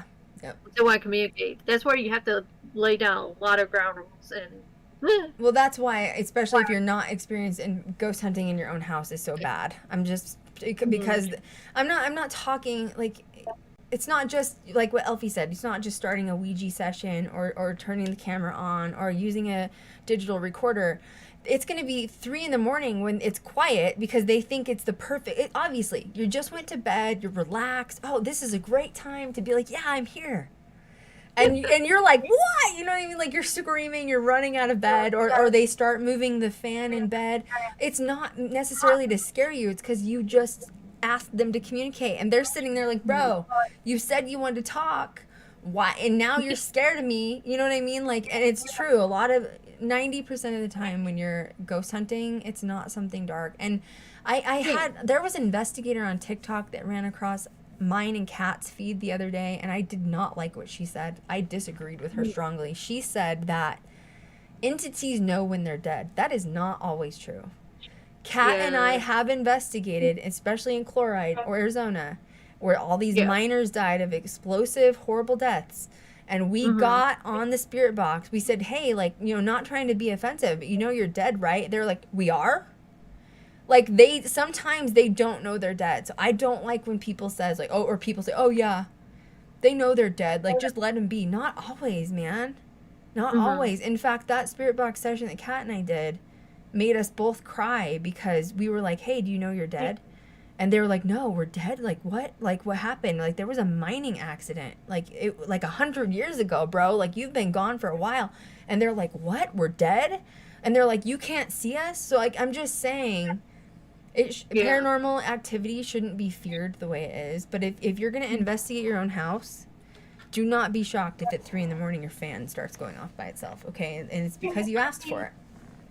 There's moments where people are like, give me a sign, and then something like pinches them or pokes them, and they're like, oh my god, and they freak out. It's like, ask for a sign. What did you expect them to do? Yeah, it's true. You ask for a sign, and you don't always get the sign exactly when you want it either. Sometimes it will be 5 hours later, or whatever. And once you open that door, especially in your own house, better be sure that you know how to end it or close it or remove it. You know what I mean? Yeah. And, not everybody's comfortable with doing that either. All right, next one. Silver Giant. Did you see this one? I thought this was interesting too. The Silver Giant is a bear / a thing that can run on 2 legs, but they say it's on 4 as well. Mm-hmm. But when it stands, it's between 9 and 11 feet tall, and its fur is generally dark, but it's seen to have like streaks of silver running down its back. So that's why they call it the silver giant, but it looks more like a bear.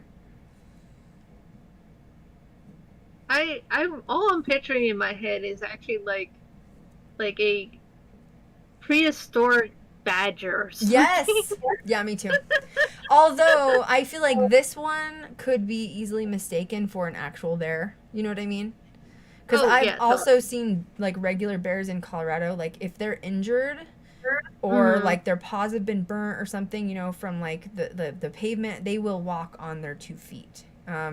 So I feel like this one could be, and you're saying 9 to 11 feet. Okay, but how far away were you? Because that estimate could change, you know, like the viewpoint, you know what I'm saying? So anyway. That, and also you'll get bears, like as they get older, their fur will go silver, or yes, if they've had an injury, like you're talking, their fur will sometimes grow back white or a much lighter color than the rest of the fur where the injury happened. So there's always that possibility. The Cherokee Death Cat. Now this one's cool. This was my favorite one out of all of them. I don't know if you had a favorite, but this one was like hands down my favorite. Maybe it's because I'm Cherokee. I don't know. But this is a cat-like beast that's said to be in the Appalachian Mountains. It's said to look more like a lion, but it measures about 4 feet tall and 9 feet long from head to tail. People have seen this creature sort of leap extremely far. He's an expert climber up like mountains and caves, navigating through the trees with ease. It's basically like Edward the vampire in lion form, essentially. It feeds on livestock like cows, horses, and it focuses its attack on the jugular, which they think it's very like intelligent, right? So it does a very quick kill. It's a quick kill. Yeah, it's a quick kill. Yeah. And, you know, another thing I feel like people don't talk about, too, is in the Smoky Mountains, Appalachian Mountains, like, yes, you're warned to not go through there. You're warned to not walk through there at night. But so many people have gone missing and, like, never heard of again. Oh, yeah. I was looking, because you've heard the missing 411 and everything. Yeah. And most of the time, at least when I started first looking into it, there was more, I was seeing more reports on the West Coast.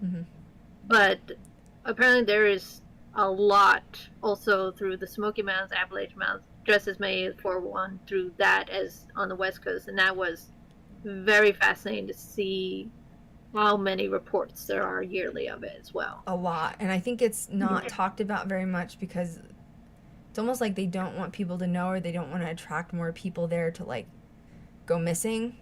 But I think that the forests are so dense, like, how do you put out, you know what I mean, like a search party, like, miles and miles of just nothingness? And like I said, even my dad's house was in a town on the edge of town, and there was no service.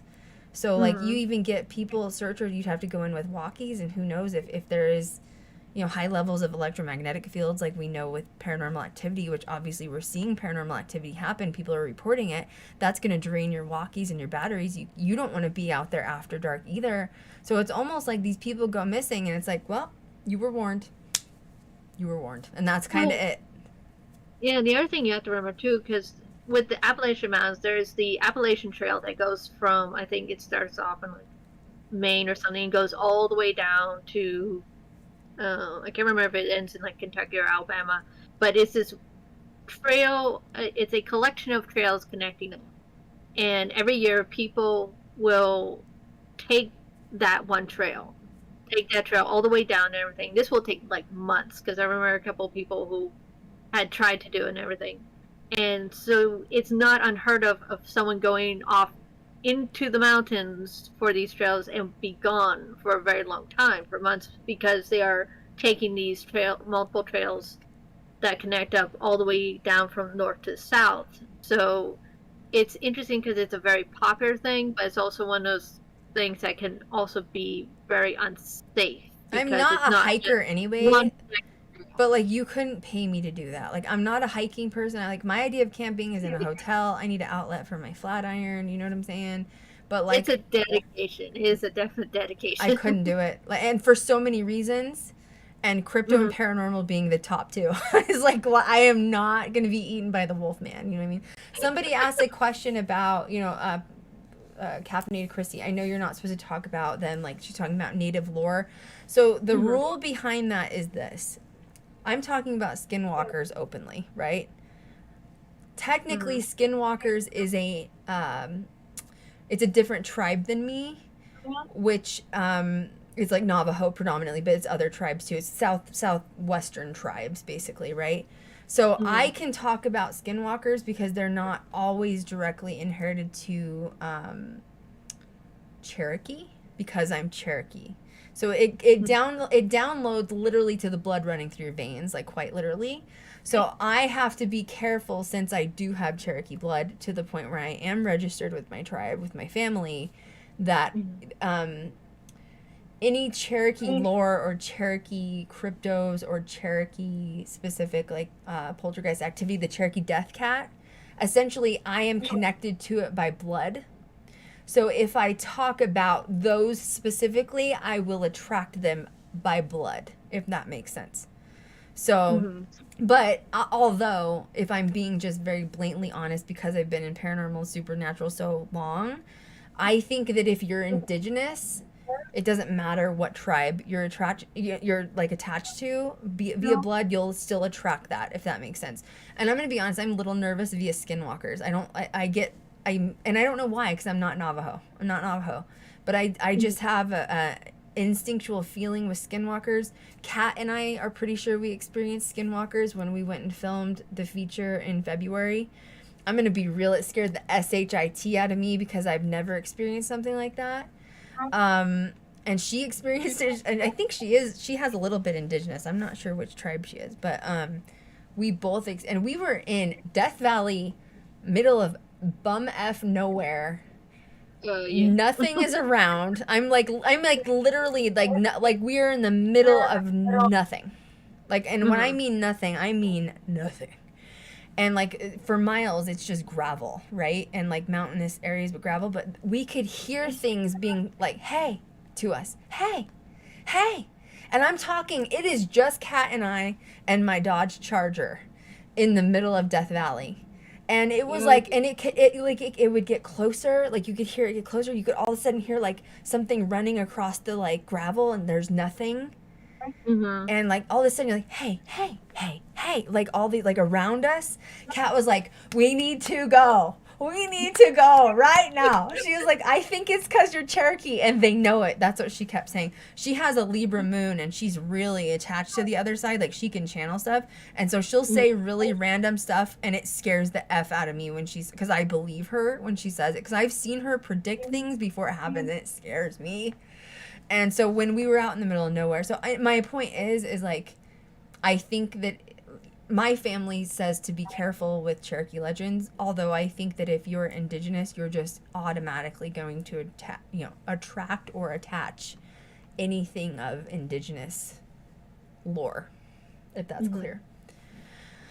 Yeah, skinwalkers, man, that was messed up. It's really messed up, honestly. It creeped me out, and it was so weird too, because we were flying. I was getting drone footage for the pilot or for the feature. It still hasn't been edited. And I had the drone out. I was the pilot for the feature, and it's a very expensive drone. So you don't want to like fly it in bad weather. You know what I mean? And so and it's like a process. You have to launch the drone. It has to configure GPS. Like it's a process. So I'm doing drone footage, and when it's in the air, you only have like 14 minutes for that battery before it's dead. So, and Kat is like my co-pilot, meaning like watch out for birds, watch out for cars. You know what? Like I'm looking at the screen and the drone. You need to look for all of our other surroundings. So as I'm flying the drone, she's like, Krystal, there's something here. And I'm like, what do you mean? You know, like, because I can't look. When you're flying the drone, it's an expensive piece of equipment. She's like, we need to land the drone and leave right now. And then I start hearing like, hey, hey, hey, hey, hey, like all around us. And she's like, we need to go. And I'm like, well, it's going to take like 2 more minutes to land the drone. You can't just like be like, okay, drone, land in my hand. Let's go home now. Like, that's not how it works. You know what I mean? So she's panicking as my co-pilot, which is not good. It's not good. You know what I mean? So all of a sudden when she starts saying like, there's something wrong, we need to go, the wind picks up. and the drone, Oh, no. which she thought was also supernatural. She thought that was like related to the skinwalkers, because it had not been windy at all, and we'd been out there to just set up a drone takes 15 minutes. And so, and in that time, you analyze the weather. Like, are there clouds around? Is it raining? You know what I mean? And it had been fine. It was great for a drone shoot. And all of a sudden, the drone's in the air, and I was like, it's gonna crash, and there goes like $3,000. You know what I mean? Like, I'm waiting for it to wreck, and finally I was able to land it, but it was really scary. Yeah, like I'd never experienced the skinwalker like legend before, and they were in these hills, I think, that had little caves very far up, and like it was, yeah, I don't know, man. That was not funny though. That was not. I mocked skinwalkers before, and I'm really regretting it, because that was not cool. And we think they followed us all the way to Tonopah, which was like a good 2-hour extra drive. Yeah, because we had experiences in Tonopah too. So yeah, it was not cool. The next one is Grimm's, which This is one. yeah, you talk about this one, because this one was also fascinating to me, but I didn't like what happened to the dog. That made me upset.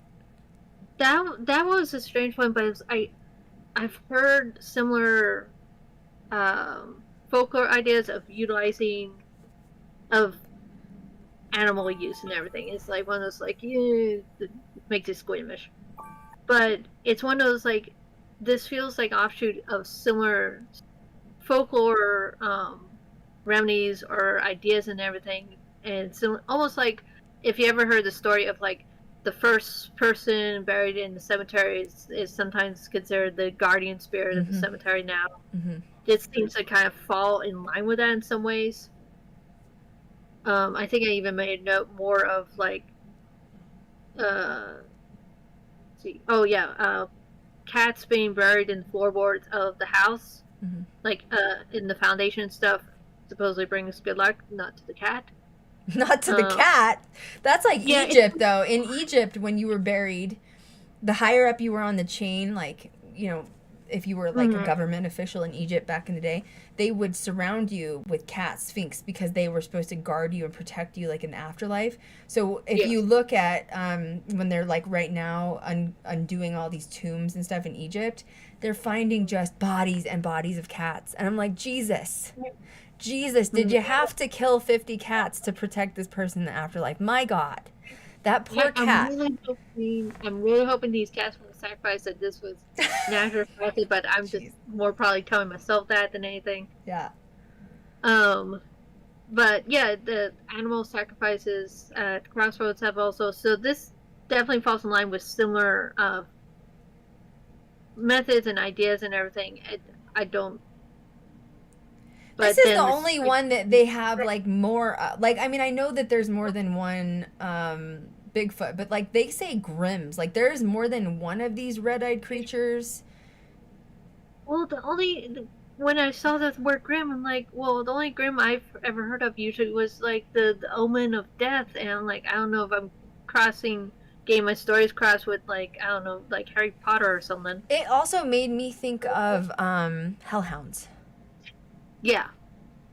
But it's like, yeah, so supposedly it's a red-eyed beast that guards some Appalachian cemeteries. And actually, if you go through the mountains, you'll find like little dots of cemeteries that are usually like small family cemeteries that often aren't even recorded.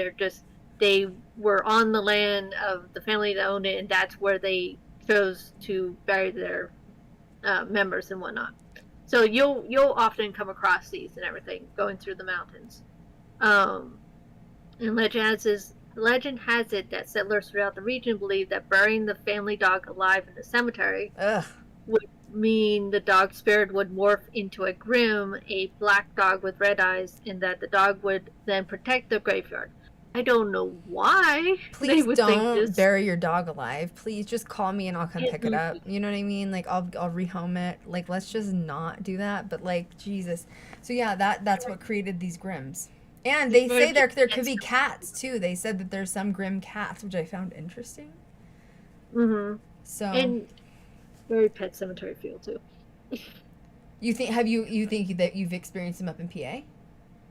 I don't think. I'm trying to think. No, I don't think I've seen anything like that. I've heard of people talking about like strange animal creatures or animal spirit-like things. Like this is definitely one of those more supernatural than cryptozoologic creatures for sure. And I honestly, I feel more like I could see this more likely a dog spirit protector because of this would like because a family dog that had connection to the family and then after passing might stick around with the family even beyond life and everything and just kind of guards or watches over the family. That's where I feel more likely this dog spirit, this grim would be than this supposedly burying the family dog alive in the cemetery. Yeah, but okay, but I want to talk about that too because obviously, Elfie grew up a pagan, still practicing, Kat's practicing. I used to practice, witchcraft, and we hate how it's always portrayed in such a negative, dark way. It's always demonic. It's always you worship the devil. And like the thing that makes me laugh is like you're talking about these white settlers, people that were probably literally burying their dogs alive to supposedly, summon the spirit to protect the family in the graveyard. Do you realize that is also witchcraft? That's a sacrifice in a witchcraft. Like it just the irony behind it to me, I love to point this out all the time, is like, oh, let's shun witchcraft, but yet we're all going to celebrate Christmas that was also created after witchcraft and like paganism. And you're just like, okay. Like it's always like a double net. You know what I mean? Like, so I like to point that stuff out. Well, it's interesting too because especially when you get into the more of the folklore in the mountains and everything, you'll see a lot more folk remedies, folk magic, a lot of symptomatic of that's been picked up not just is usually a combination of the settlers, the various cultures, communities coming into the area, and then a blend of sometimes the indigenous area, and just it becomes this interesting, almost melting pot of these practices that have different origins connected to them. But sometimes there's also the thread of usually you'll see Bible verses being incorporated in this folk magic as well. Mm-hmm. But if it wasn't called witchcraft there, because that will make you go to hell. And it just drives me crazy. And I honestly feel like I've really picked up more of my native roots, especially since my mom's passed, and more than like the witchcraft side. Although I love witchcraft and I respect it, but I definitely do more like indigenous practices now. And I just wish we could get that under control where it's not demonized like it constantly is on television. That just bothers me. So I just always like to point that out, is like everybody practices magic. Do you blow a birthday candle out on your birthday? That's magic. You make a wish on your birthday? That's magic. Like you don't realize you practice magic every day. Do you like have to stir, your tea or your coffee a certain direction with your sugar and your cream? That's also magic. Like, people don't realize it, And so I don't know. It's important because I think that it's positive. Manifestations are positive. Magic can be really, really positive. That's what I use it for. And I just wish people would use it more for that. And I guess maybe that's me looking at even all of these crypto characters, in a light of like, what if Bigfoot just wants to have a conversation, man? Like, he's not out to kill everybody. Like, I just like to look at the pros and cons and like weigh in as the devil's advocate on both sides, because I just don't think it's always what we see on TV. Yeah, no, I agree. It's one of those, like, I looked at the cryptos more as honestly with similar to any animal, where we're obviously going to probably freak it out more than, and it's freak it out more than we're freaked out about it, and there's no reason to come at it from a violent state. And also most of the times, if the report sounds like it does do violence or a violent act, it was more likely out of defense or protection or territory than malicious intent that we keep thinking to attach it to. I agree. And then if you go, I mean, which we're already at like 2 hours, so we don't want to go through all this. It'll take a year and a half. But the amount of haunted locations through the Appalachian Mountains are just ridiculous. There's the Greenbrier Restaurant. the Devil's Courthouse, Lucy at Fork Road, which I think is cool because I love, you know, entities on roads. I think that's a creepy one. Yeah.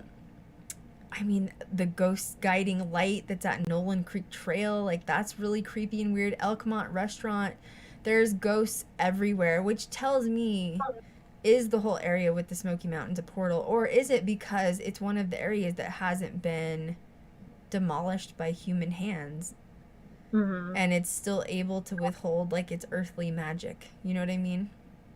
Oh yeah, and there's honestly just the ghost towns and everything. Because a couple of them that are still standing but totally abandoned. It's like I just want to go there because it sounds so fascinating that you have these places that once were inhabited and now not, but they still have a vibe about them that definitely is like I don't think everyone left. Now, there's one more that I kind of want to talk about, and it's called the Spearfinger, which is a Cherokee legend. It's essentially she's a female creature, aquatic feature, so I would assume, you know, maybe slightly mermaid-esque, but she's a shapeshifter, and she likes to eat children. Essentially, is her gig. She's Spearfinger, which I just think it's kind of cool and weird. And once again, if you're talking about these legends coming from tribes which are hundreds of years old, it's just fascinating to me. There's so many tribal Cherokee my blood. There's another called the Secret Lake, which is in the Smoky Mountains. It's where two Cherokees wandered too far into this blue hidden lake in the trees, and if you wander too close to it, you know, you might like die in a pit of mud, sort of thing. I don't know. I love stuff like this. It's really, really cool. There's a lot of UFO sightings in the Smoky Mountains. Oh yeah, A lot. But it makes sense too because I feel like there's a lot of places where a UFO could probably hide or like store the spaceship and everything that no one would ever find it too. No, it's true. If you were to land a spaceship in the Smoky Mountains, like I don't know if like GPS would find you anyways. You know, like once again, terrible service. Now, the last thing I want to end the stream on, just because like I know that people are thinking it and no one has said it, which is, you know, there's also tales and legends of actual cannibals living in the Smoky Mountains, right? It's actually in all national parks. Like we've seen those TikToks pop up too. The one article that we kind of found on it is called Beyond the Pale, the Albino Cannibals of the Ghost Mountains. And it's basically this tale of weird people that are living in communities. This specific spot is in the Smoky Mountains of Pennsylvania, and you know, they live in isolation and they've learned like campfire and stuff, but like they will abduct people and they're very pale, and you know, they use people for sacrifices as essentially like night walking bloodsuckers that like, you know, eat their prey essentially, or the child stealing you know, cannibals of the mountains. So it's interesting. So I guess that's where even what I experienced with going to Tennessee, where even the sheriff was like, yeah, you beware of not only the people, but you also beware of the creatures, you know, in the night. So I don't know. I find it fascinating. I'm really, really happy we finally did this stream, because every time I see these TikToks pop up, I'm fascinated by the stories, but it's like, I need more information. You know what I mean? For sure.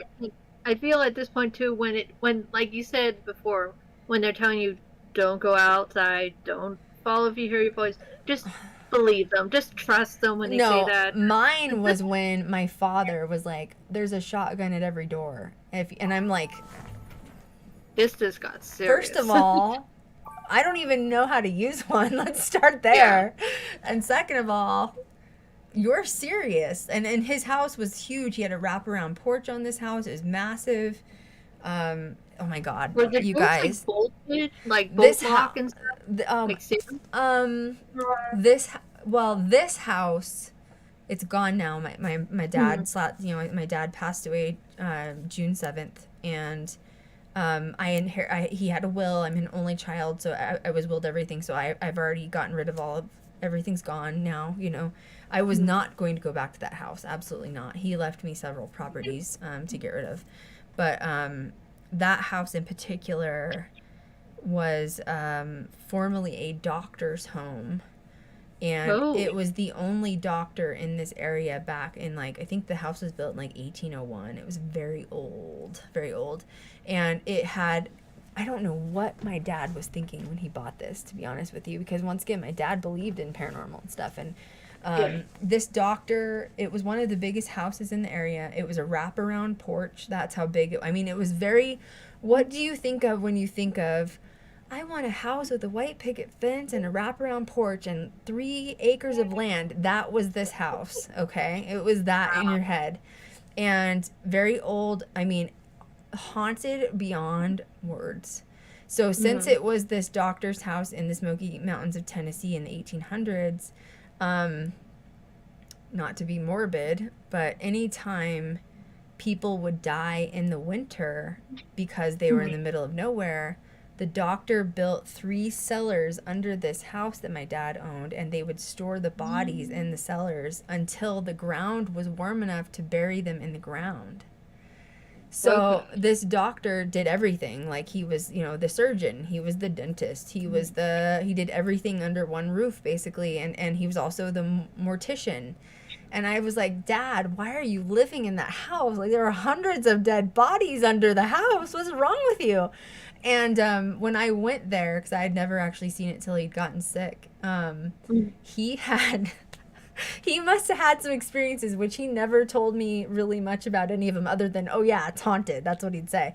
But he had padlocked the cellars like 16 times. I'm not even kidding you.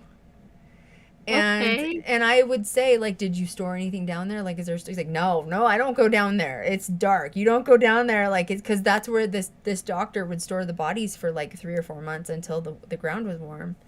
And but he did. My dad had like 12 padlocks on each cellar door. There were 3 cellars under the house. And I had said when I was there with my mom is as bad as me. You know, like, she's gone too. And I've done the podcast with her, but you should listen to her. But my mom's like, we should undo the padlocks and go down to the cellars. That was my mom. But we couldn't find the keys to all. There were so many padlocks. We couldn't find the keys to all the padlocks. And I'd asked my dad, I said, where did all the keys go to the padlocks? I threw them out. Nobody's going to ever go down there unless they, like, you'd have to get like a clamp jaw to, you know, cut all the padlocks off. So he was dead serious about, there were entities down there. I'm not saying Wolfman. I'm saying ghosts because of this doctor's house. But my mom and I would go in this house, and it was so horribly haunted because obviously this doctor it was a massive house. So there was wings of the house. So, like, there was, like, the main living wing of the house, and then he had several other wings where, like, one was the surgical wing, and one was the pediatric wing. You know what I'm saying? And you went through each wing of the house, and it just felt like a totally different vibe. Like, the surgical wing, like, you knew a lot of people died in there. I mean, especially back in the day. Think about it. Like, medicine wasn't where it is now. And then on top of that, for that energy in that house to be in the middle of the Smoky Mountains was just, like, I don't know what. My dad's like, oh yeah, you can stay in there. My mom, I don't think so. Okay. There's 3 morgues padlocked under the house. I am not staying there. Like, no thing. And Bigfoot's outside. Okay. And the Wolfman's down the street. And no, I'm good.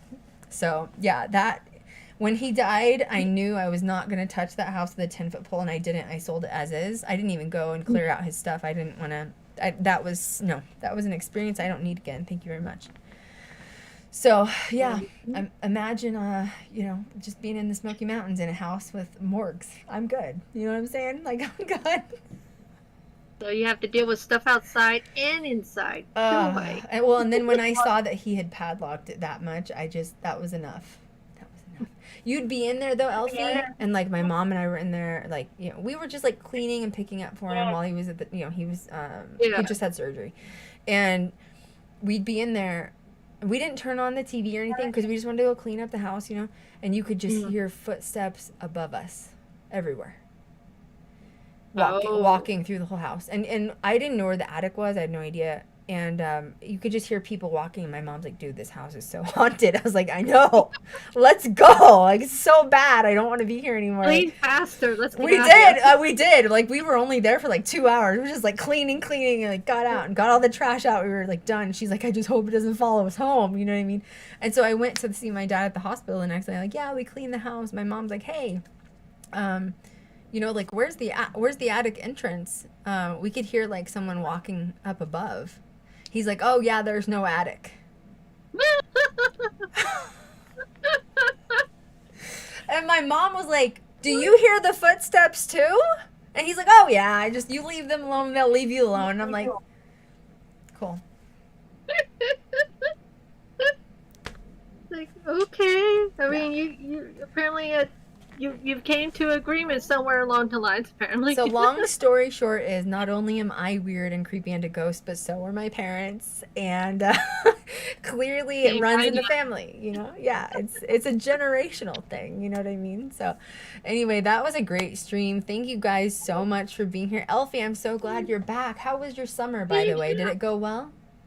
Yes, I think it went pretty well and everything. It was nice. It was pleasant summer, but I was definitely waiting for fall. Like, I am so done with this.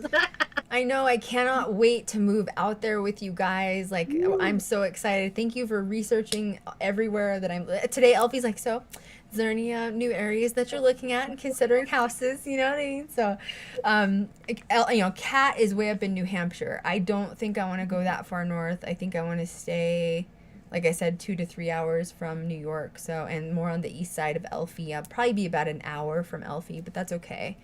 And yeah, I'm still looking for, that's still the goal. It's been the goal since March of 2022. Yes. Gotta get to PA with Elfie so we can go in those caves. Just kidding. I don't know how I feel about that. You know what I'm saying?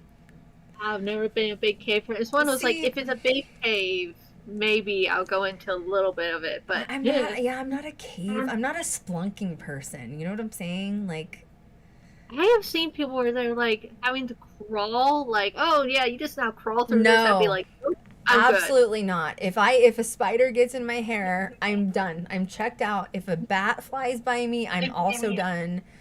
No, I'm not. Oh, you're gonna love the wildlife of PA then. I'm not a bug person. I'm not a, you know, like, no, I like hiking, not in caves. I like ATVs and, like, you know, dirt bikes, just not in caves. You know what I'm saying? Like, I'm not a lake person. I don't swim in lakes. I don't do amoebas in my ears. You know what I'm saying? I'm not. Well, you also have the towns under lakes too around here. See, but that I do miss nature though, because Vegas just doesn't have any of that. You know what I'm saying? So I miss seasons. I miss fall. I'm jealous you're in fall right now. So yeah, come here faster. soon. Yeah. Well, thank you guys so much for being here. Elfie, thank you for being here. I love you as always. You're amazing. Isn't Elfie great, guys? And also make sure that you check her out on Discovery Plus, right? Paranormal State. We all need to go watch that episode. We need to go watch it because that's so cool that she got to go down there. Elfie, thank you so much again. We love you. Thank you all for joining us. And just thank you guys for being here. Missed you guys so much. Make sure you subscribe to our podcast. This will be uploaded on the new YouTube channel. I'm also doing 15-minute segments like you guys asked. So I did one for last week. I'll be doing another one this week, and it will be uploaded to all streaming services, major streaming services, including Spotify, Apple, you name it. If you can't find it, go to ghostgirldiaries.com. Thank you guys for being here, and as always, we will catch you guys next time. Good night, guys. Back from the dead.